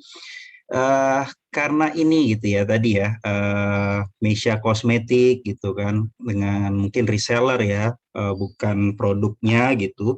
Kira-kira gitu teman-teman di kelompok 5, apa sih yang menjadi core value gitu ya dengan Meisha Kosmetik yang lainnya gitu kan. Ini hanya jual brand-brand yang ada gitu ya, brand-brand ternama gitu. Sementara ada Meisha Kosmetik di luar sana gitu. Kira-kira apa yang kemudian membuat saya membelinya di Meisha Kosmetik gitu.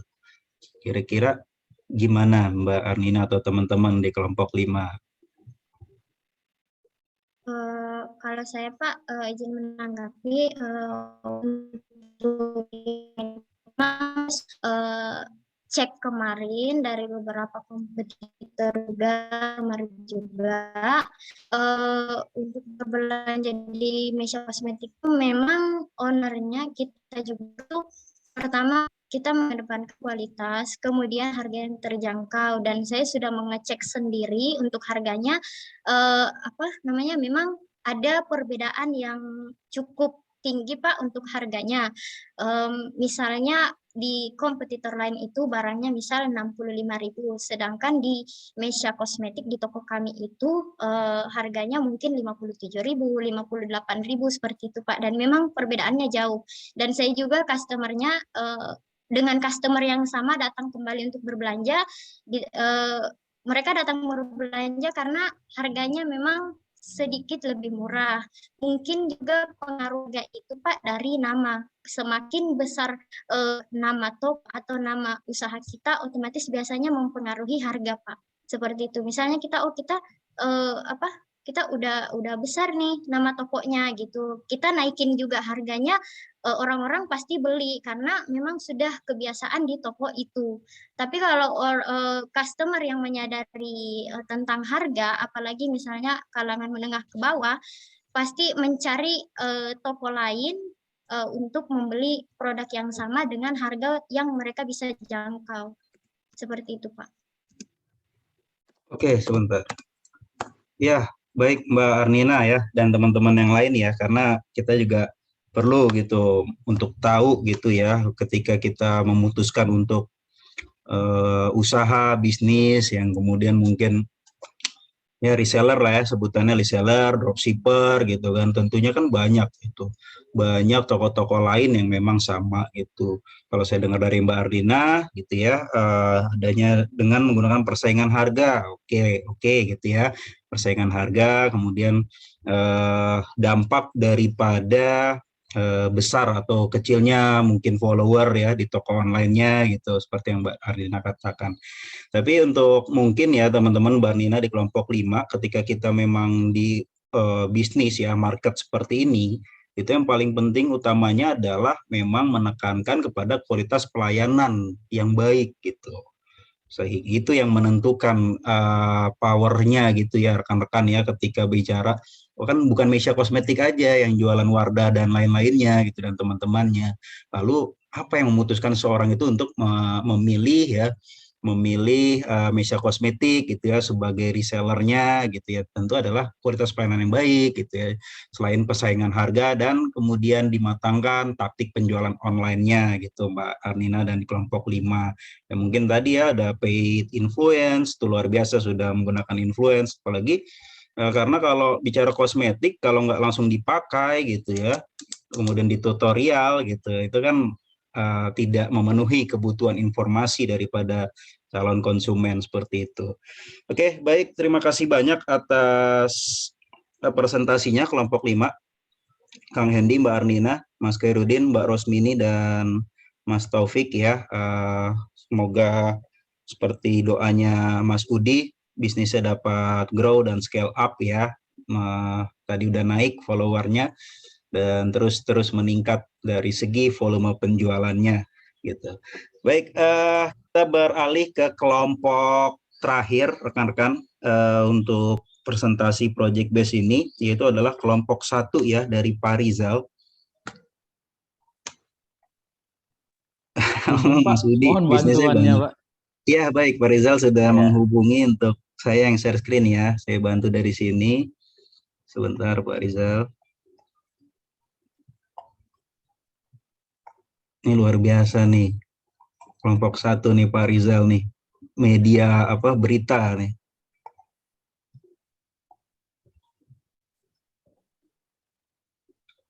Kelompok 2 link news ya Pak Rizal ya. Kirim lambe turang Pak. Iya Pak. Ya baik. Portal berita link news Pak. Oke. Silakan Pak Rizal, boleh dimulai. Nanti disampaikan ya kalau next slide. Iya.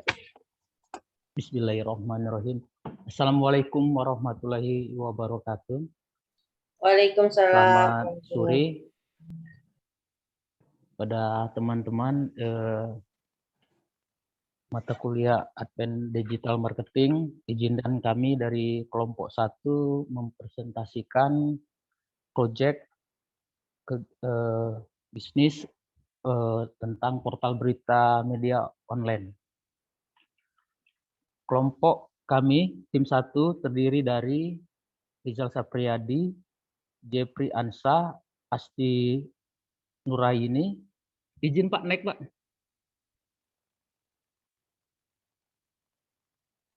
Asti Nuraini, Wiwi Wahyu Ningsi, Angela Kristina, Yendion Sinaga, Irfan Firmansyah.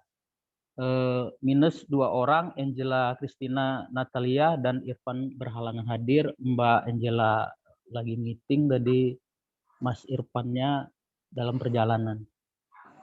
Next. Tentang kami.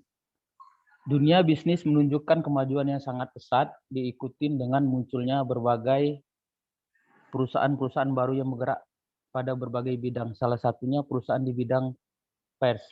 Persaingan juga semakin ketat dengan adanya perkembangan informasi serta semakin meningkatnya teknologi sehingga mengakibatkan adanya persaingan secara global dan menyeluruh. Fungsi pers sebagai sarana informasi, sosial kontrol, hiburan, dan edukasi sangat mutlak. Insan pers konsisten menjalankan fungsinya dengan objektif. Hal itu menjadi jaminan untuk melahirkan pemimpin bangsa yang bervisi masa depan. Pers sehat adalah pers yang dalam menjalankan profesinya menjunjung tinggi idealisme. Juga pers sehat ditandai dengan industri yang sehat dan motivasi yang sehat pula. Setiap elemen bangsa berharap kelahiran perusahaan media massa membawa semangat mengungkapkan kebenaran. Berangkat dari semangat untuk ikut andil dalam memajukan pers sebagai landasan hukum, kami mendirikan PT Buana Multimedia pada tanggal 24 November 2020 di Kota Lubuk Linggau, Provinsi Sumatera Selatan. Fokus bidang usaha adalah portal berita media online linknews.co.id dengan mengusung tagline lugas dan nyata. Next, Mbak Asti. Next, Pak. Oke. Assalamualaikum warahmatullahi wabarakatuh. Tentang kami, dunia bisnis menunjukkan kemajuan yang sangat besar. Bentar Mbak Asti. Oh, bentar, slide berikutnya. Oh, belum next ya? Sorry. Ya. Izin Pak Farid. Baik. Silakan. Search Engine Optimization (SEO). Search Engine Optimization (SEO) adalah sebuah upaya yang dapat dilakukan pemilik bisnis online untuk meningkatkan kuantitas dan kualitas trafik ke situs webnya. Fungsi dari SEO yakni mengoptimasi situs web bisnis Anda agar berada di peringkat teratas mesin pencari search engine seperti Google, sehingga jumlah pengunjung yang datang ke situs web akan ikut bertambah dan membuka potensi bisnis untuk mendapatkan lebih banyak pelanggan. Menurut Fandi Pratama selaku Digital Marketing Manager Jilingo, ada 5 cara yang bisa dilakukan, yaitu 1. Pilih keyword yang tepat. 2. Sebar keyword di situs web. 3. Fokus pada penawaran unik Anda. 4. Perhatikan nama file. 5. Buat blog. Next, Mbak Wiwi. Ya, dilanjut dengan Mbak Wiwi. Ya, strategi untuk meningkatkan jumlah pengunjung. Yang pertama, konten adalah segalanya, yang mana hal yang paling utama dari sebuah website adalah isi dari konten web itu sendiri. Yang kedua, lengkapi dengan multimedia. Membaca suatu berita, promosi ataupun artikel tanpa adanya foto maupun video akan memiliki kesan yang membosankan. Yang ketiga, memberikan konten yang berkualitas untuk meningkatkan trafik website. Setiap pengguna internet pasti ingin mendapatkan informasi yang menarik dengan menggunakan strategi konten yang tepat. Dan konten yang bermutu akan membuat para pengunjung website terus kembali mengunjungi website Anda. Yang keempat, membuat desain web yang responsif. Dengan web yang responsif akan memudahkan dalam penggunaan website, karena pengunjung tidak akan betah berlama-lama jika website sulit untuk diakses. Bukan hanya itu, kecepatan loading pun juga harus diperhatikan, karena Google bisa saja memberikan penalti kepada website jika terlalu lambat. Selanjutnya, Pak. Fokus informasi yang pertama politik dan hukum, yang kedua pendidikan, yang ketiga kesehatan, dan yang keempat ekonomi dan bisnis. Selanjutnya Pak. Sumber pendapatan. Ya, silakan Mbak. Sumber pendapatan media antara lain, yang pertama pendapatan dari kerjasama dengan pemerintahan, lembaga dan perusahaan BUMN atau BUMD dan swasta. Yang kedua pendapatan dari advertise atau pengiklan, yang ketiga pendapatan dari advertorial, yang keempat pendapatan dari iklan Google AdSense. Target pengunjung yang pertama usia 18 hingga 65, yang kedua pria dan wanita, yang ketiga negara Indonesia, yang keempat pelajar dan mahasiswa, yang kelima masyarakat pengguna internet. Baik, selanjutnya Kak Sion. Target project, meningkatkan sosial media traffic dan interaction. Yang pertama traffic, meningkatkan jumlah pengguna atau pengunjung sebesar 1.000 sampai 5.000 selama 3 bulan. 2. Interaction, meningkatkan jumlah like dan engagement atau feedback.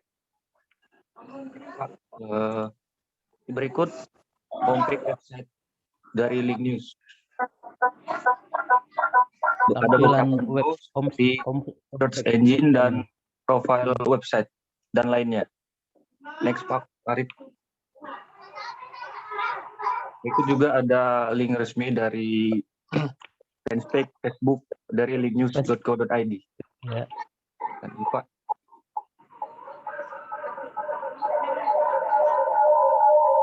Audience Insight Facebook.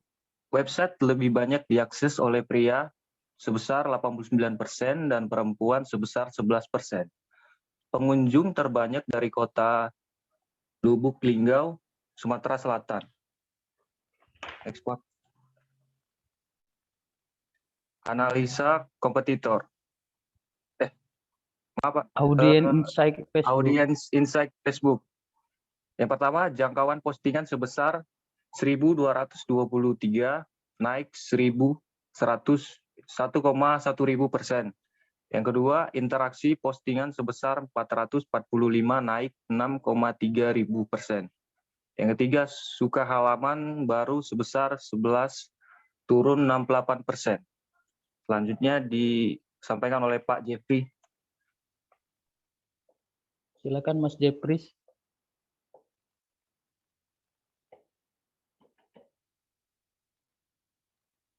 Next Pak Farid.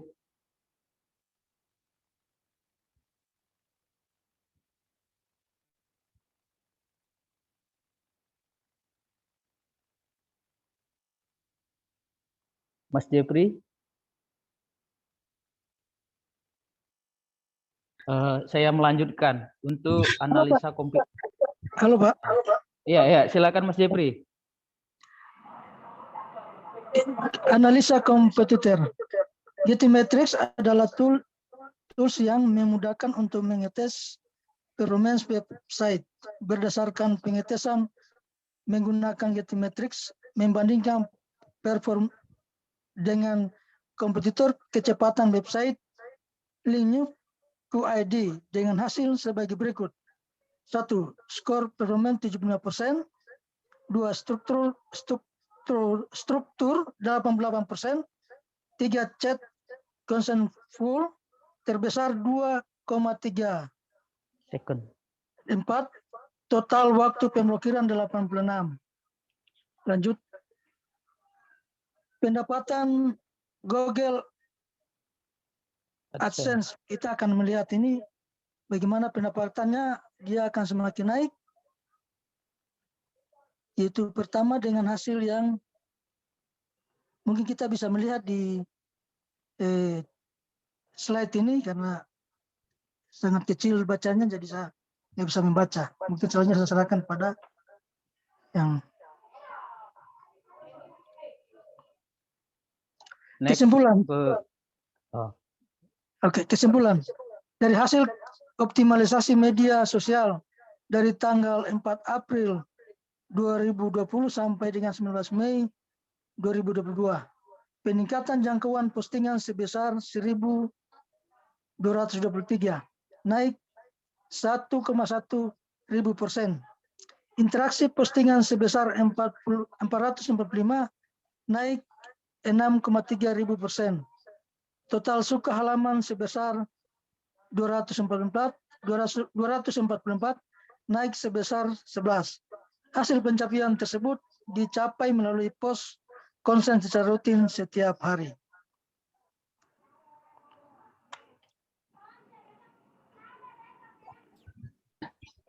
Terima kasih. Demikian presentasi kami dari kelompok 1. Mungkin kepada rekan-rekan yang ingin bertanya, kami persilakan. Boleh saya tanya? Silakan, ayo diskusi. Saya pengen tanya gini, apa namanya, Kak Rizal, itu konsep itu gimana ya? Itu tempat sewa iklan atau gimana ya? Soalnya kan ada AdSense juga di sana. Karena saya juga biasa bermain dengan AdSense di Google. Kalau kayak kita di Google itu kan biasanya kalau traffic kita memang udah high traffic, otomatis Google yang datang ke kita, bukan kita datang ke Google. Biasanya kayak gitu. Kalau saya dulu kan biasanya kita bermain artikel. Jadi kita ada suatu website. Jadi di mana biasanya pengunjungnya itu kalau udah di atas 10.000 sampai dengan 100.000 visitornya dalam 1 bulan, itu biasanya Google datang ke kita. Jadi dia yang menawarin iklan ke kita. Kita tinggal apa namanya linkkan saja nanti dari tempat websitenya kita ke Google-nya atau ke AdLink-nya. Jadi secara tak langsung Google bakal beriklan di kita. Nah, jadi kalau yang di konsep yang di sini itu seperti apa? Sama seperti jadi seperti yang disampaikan Pak Alek tadi. Jadi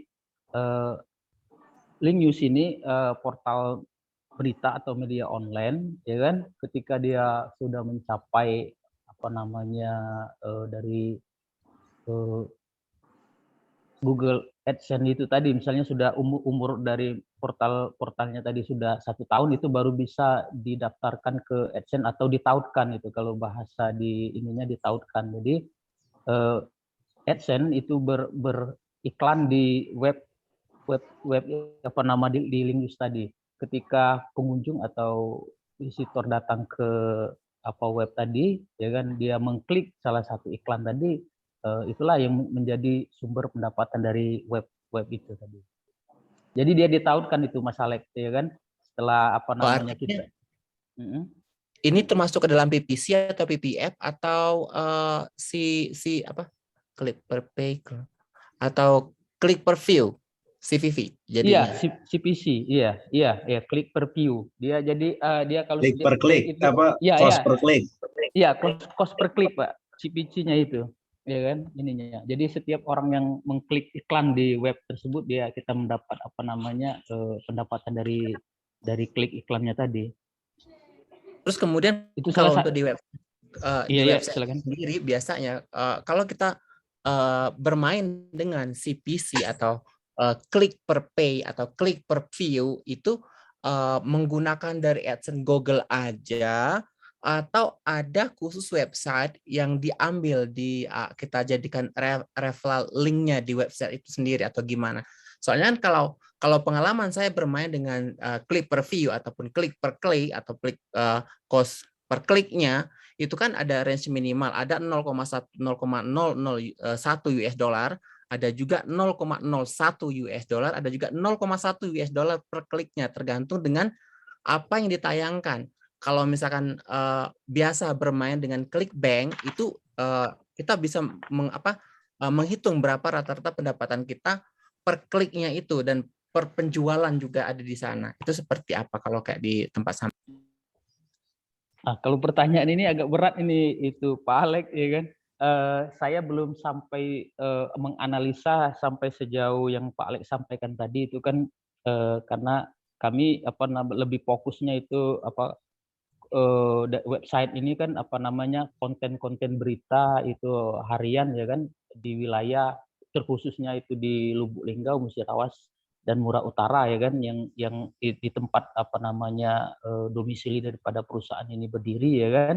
Jadi Google AdSense ini salah satu pendapatannya aja, pendapatan lainnya kan kami juga dari berita berbayar itu editorial ya kan, terus juga kerjasama dengan banyak, kami lebih ke pemerintahan. Jadi kalau yang ditanyakan Pak Alek tadi itu, saya belum sampai ke sana Pak Alek mempelajarin dari Google AdSense-nya ini, ya kan itunya. Saya cuman kadang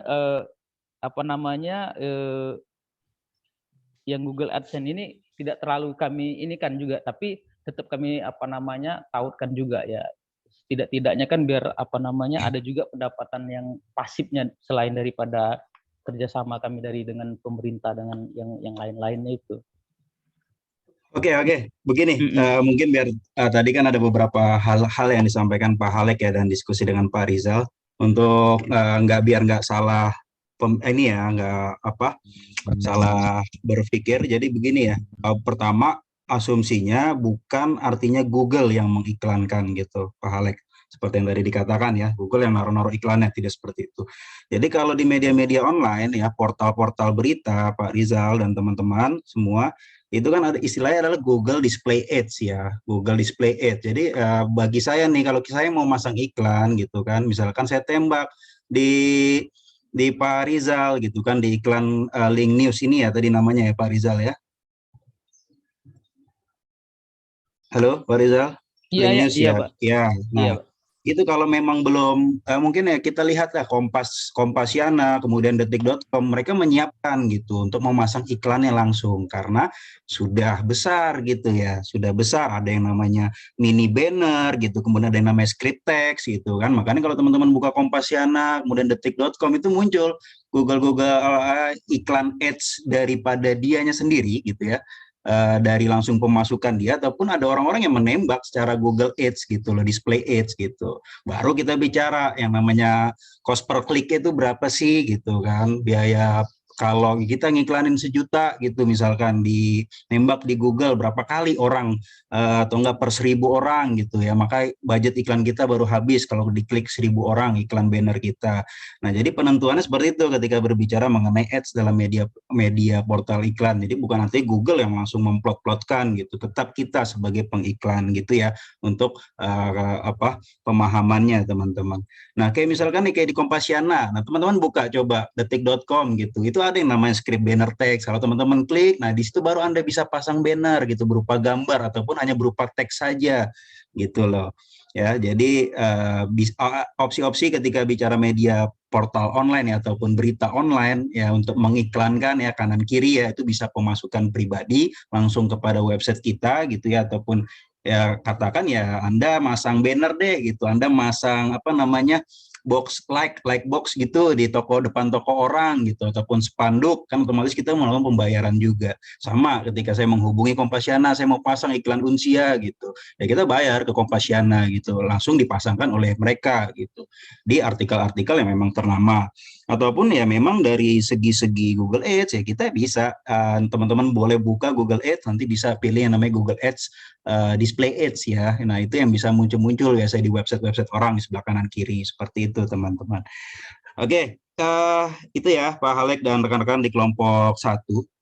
Saya tambahkan sedikit Pak, yang seperti yang disampaikan Bapak tadi, iklan yang pasang langsung ke web, kami juga menerima itu kadang kan dari pemerintah sih Pak, banyak rata-rata itu misalnya dia ada ucapan apa itu kan, jadi dia tayang per bulan itu biasanya kalau ini misalnya itu dia, tapi pembayarannya itu karena dia menggunakan anggaran pendapatan daerah, jadi kita penagihannya itu kadang 1 tahun sekali, kadang juga per triwulan itu, kadang kita memang itu kalau dengan pemerintah itu lambat di pembayarannya itu tayangnya sudah lewat tapi pembayarannya belum lewat. Termasuk juga pendapatan juga itu di berita-berita berbayar Pak. Kalau di ininya ada istilahnya itu editorial kan, berita berbayar itu rata-rata misalnya ada yang juga 1.500.000 sampai juga 5 juta itu berita berbayar yang pemerintah yang dia punya kegiatan-kegiatan khusus, misalnya hari ulang tahun atau ada kunjungan-kunjungan. Itulah sumber-sumber pendapatan dari web tadi. Nah, yang AdSense itu ya salah satu apa namanya penambahan ininya aja, tapi kami lebih fokus ke apa namanya ke pemerintah karena kegiatan-kegiatan pemerintah itu banyak sekali itu yang ininya. Termasuk juga kami juga ada di tahun 2022 ini ada juga apa nama dapat apa kontrak dengan apa namanya DPR itu untuk pembuatan majalah ya kan ininya juga. Jadi kami lebih fokus ke pemerintah itu Pak untuk sumber pendapatannya itu. Mungkin itu kawan-kawan Pak Farid. Baik, Pak Rizal, bisa dipahami. Berarti artinya LinkedIn News ini bisa dibilang fokusnya itu ke lokal kah atau memang secara Nusantara memang Pak Rizal untuk katakan? Kalau dianya lebih ke lokal, tapi ini dunia juga bisa Pak. Jadi pengunjungnya itu. Maaf, maksudnya apakah skopnya hanya memberitakan di daerah saja, katakan Lubuk Linggau dan lain-lain, atau Nusantara nih Pak Rizal, atau global ya boleh gitu? Global Pak. Global ya. Kami juga kalau dari misalnya apa nama selain, tapi kan lebih fokus ke daerah, tapi juga kami ada apa namanya ke kementerian juga itu kan apa namanya yang nasional yang ininya sering juga kami itunya juga. Tapi lebih dominannya itu lokal Pak ininya untuk ininya konten-kontennya itu. Baik. Silakan Pak teman-teman yang lain, ada yang mau ditanyakan tentang media online. Oh ya, silakan. Ini sebelumnya ini portal berita ini milik siapa ya? Mas Rizal sendiri atau seperti apa? Punya saya sendiri, Pak. Oke. Saya ingin bertanya sesuai dengan slide yang tadi disampaikan dan penjabaran yang tadi sempat disampaikan juga. Tadi ada statement bahwa salah satu pendapatan itu bersumber dari kerjasama dengan pemerintah ya? Ya, betul Mas Rizal ya. Nah, pertanyaan saya, portal media kan seharusnya sifatnya netral. Ketika Anda menjalin kerjasama dengan media dengan instansi pemerintah, bagaimana Anda menjaga netralitas berita yang Anda sajikan? Anggaplah kita sama-sama tahulah ya, lembaga pemerintahan itu sangat-sangat empuk gitu. Kalau lahan basah lah, mungkin sudah jadi rahasia umum kalau rawan penyelewengan di sana. Pertanyaan saya itu, bagaimana Anda menjaga netralitas berita yang Anda sajikan? Maksudnya jangan sampai berita yang disajikan itu hanya berita-berita baik karena Anda sudah bekerja sama dengan pemerintah. Gitu. Pertanyaan saya itu, bagaimana menjaga netralitas berita Anda? Terima kasih, Mas Rizal. Kalau yang untuk netralitas ya tetap kita mengacu ke undang-undang pers, bahwa pers itu kan dia diberi kebebasan untuk untuk memberitakan sesuai dengan data dan fakta ya kan. Dia pun pada kenyataannya kan kita bekerja sama ya kan, mungkin sumber pendapatan menjadi pemerintah, tapi kalau itu sudah menjadi data dan fakta di lapangan itu misalnya seperti kasus-kasus korupsi itu kan, itu tetap kami memberitakan. Jadi bukan berarti misalnya kami bekerja sama dengan pemerintah terus ada kejadian korupsi di pemerintah tersebut kami tidak bisa kami tetap netralitasnya tetap dijaga kaidah-kaidah dari pers itu tetap kami jaga ininya. Jadi tidak terganggu itu Pak Yunanto kalau misalnya seandainya biarpun kami pendapatannya dari pemerintah, jadi tetap netralitas tetap dijaga. Mungkin saya Pak Rizal ya, mantap Pak Rizal. Lanjut. Iya. Ya. Pertanyaan dari Yunanto. Di setiap pemuatan berita, baik di daerah, provinsi, ataupun di seluruh dunia, bahwa berita itu disampaikan dengan suatu kebenaran dan memiliki bukti maupun apa yang harus disimpan bagi pemuat berita. Karena kalau berita disampaikan ke publik, kalau tidak memiliki bukti maupun fakta kebenaran, akan juga berurusan dengan hukum. Jadi ketika memuat berita dengan bukti yang otensial maupun keterangan-keterangan yang membenarkan berita itu, ya apa berbuat harus dikirim ke publik. Itu mungkin. Terima kasih.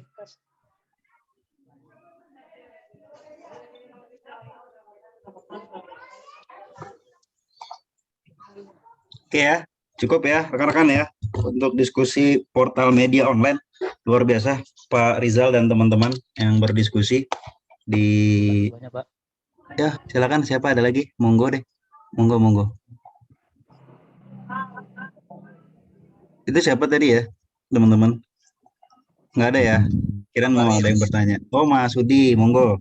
Bukan saya sih tadi. Ini last question lah, tapi sedikit dipresentasikan rekan.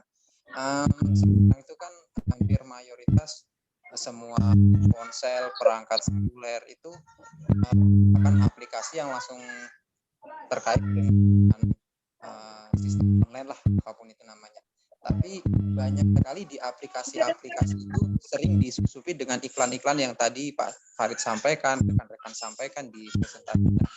Bisa nggak kita tuh memblok iklan-iklan itu supaya tidak tampil baik di ponsel maupun di perangkat-perangkat yang kita akses seperti itu.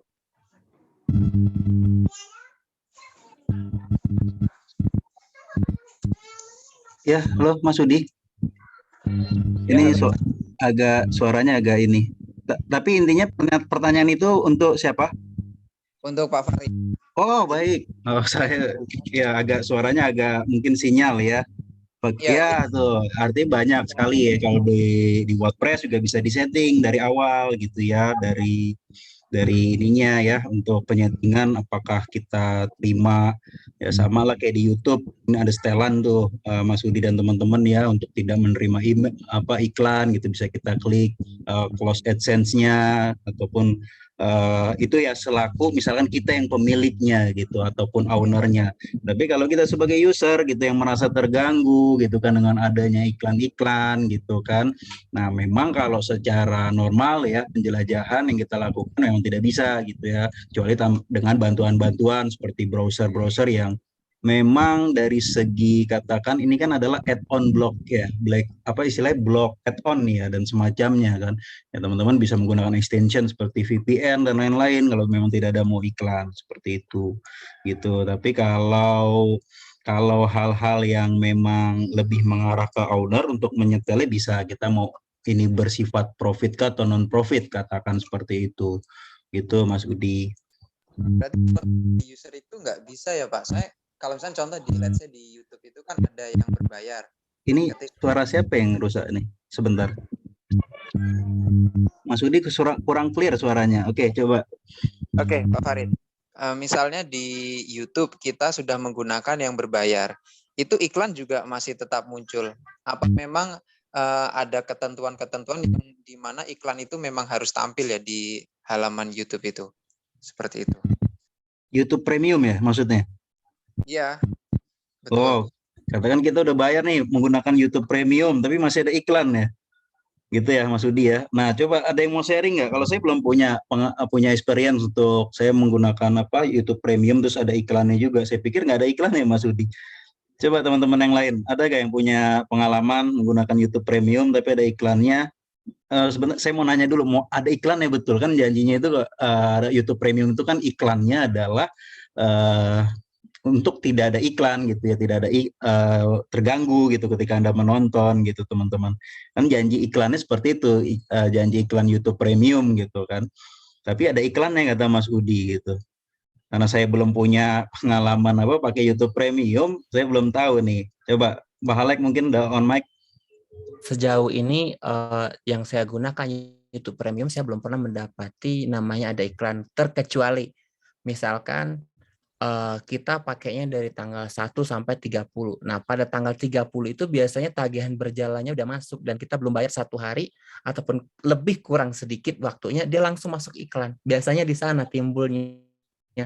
Kalau yang saya pakai gitu, karena saya pakai YouTube Premium, ketika kita telat bayar 1 hari ataupun setengah hari, dia langsung iklannya masuk. Mungkin di sana kecolongannya atau kebablasannya mungkin.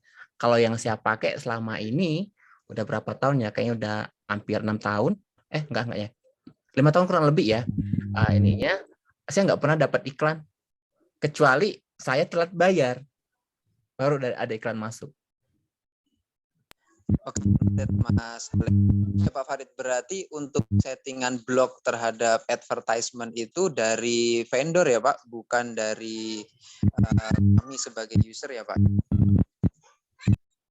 Ya, betul. Kalau konteksnya itu seperti itu ya, gitu Mas Udi gitu kan. Karena kita tidak bisa memblok iklan gitu ya, apalagi memang ya kita sebagai user normal gitu. User normal itu ya gratis gitu ya, tidak apa embel-embel premium ya, kita tidak bisa menghindari hal itu gitu teman-teman. Karena kan ads gitu yang muncul gitu kan. Karena HubSpot pun mengeluarkan risetnya mengatakan 45% ads itu mengganggu gitu kan bagi user experience. Nah, ini kan mempengaruhi sebenarnya profesionalitas ataupun kredibilitas suatu website, teman-teman. Tapi kan nggak bisa dipungkiri karena ini merupakan suatu aspek dalam bisnis, ya kan, ya saling menguntungkan gitu. Teman-teman menikmati mungkin secara konten gratis atau itu kan berarti harus menikmati juga hal-hal yang berupa iklan dan semacamnya gitu. Karena setahu lagi kalau balik ke premium, karena cuma pernah dengar ya, pernah lihat beberapa kali ya, dagangannya itu gitu ya, tulisannya itu kan katanya tanpa iklan menonton video. Nah, kalau ada iklannya juga itu bahaya itu Mas Udi gitu kan, bisa dituntut gitu. Mungkin yang tadi disampaikan oleh Pak Alek ya, mungkin tanggal 31-nya gitu ya, ataupun itu bisa muncul iklannya gitu Mas Udi. Ya, sama-sama arigato.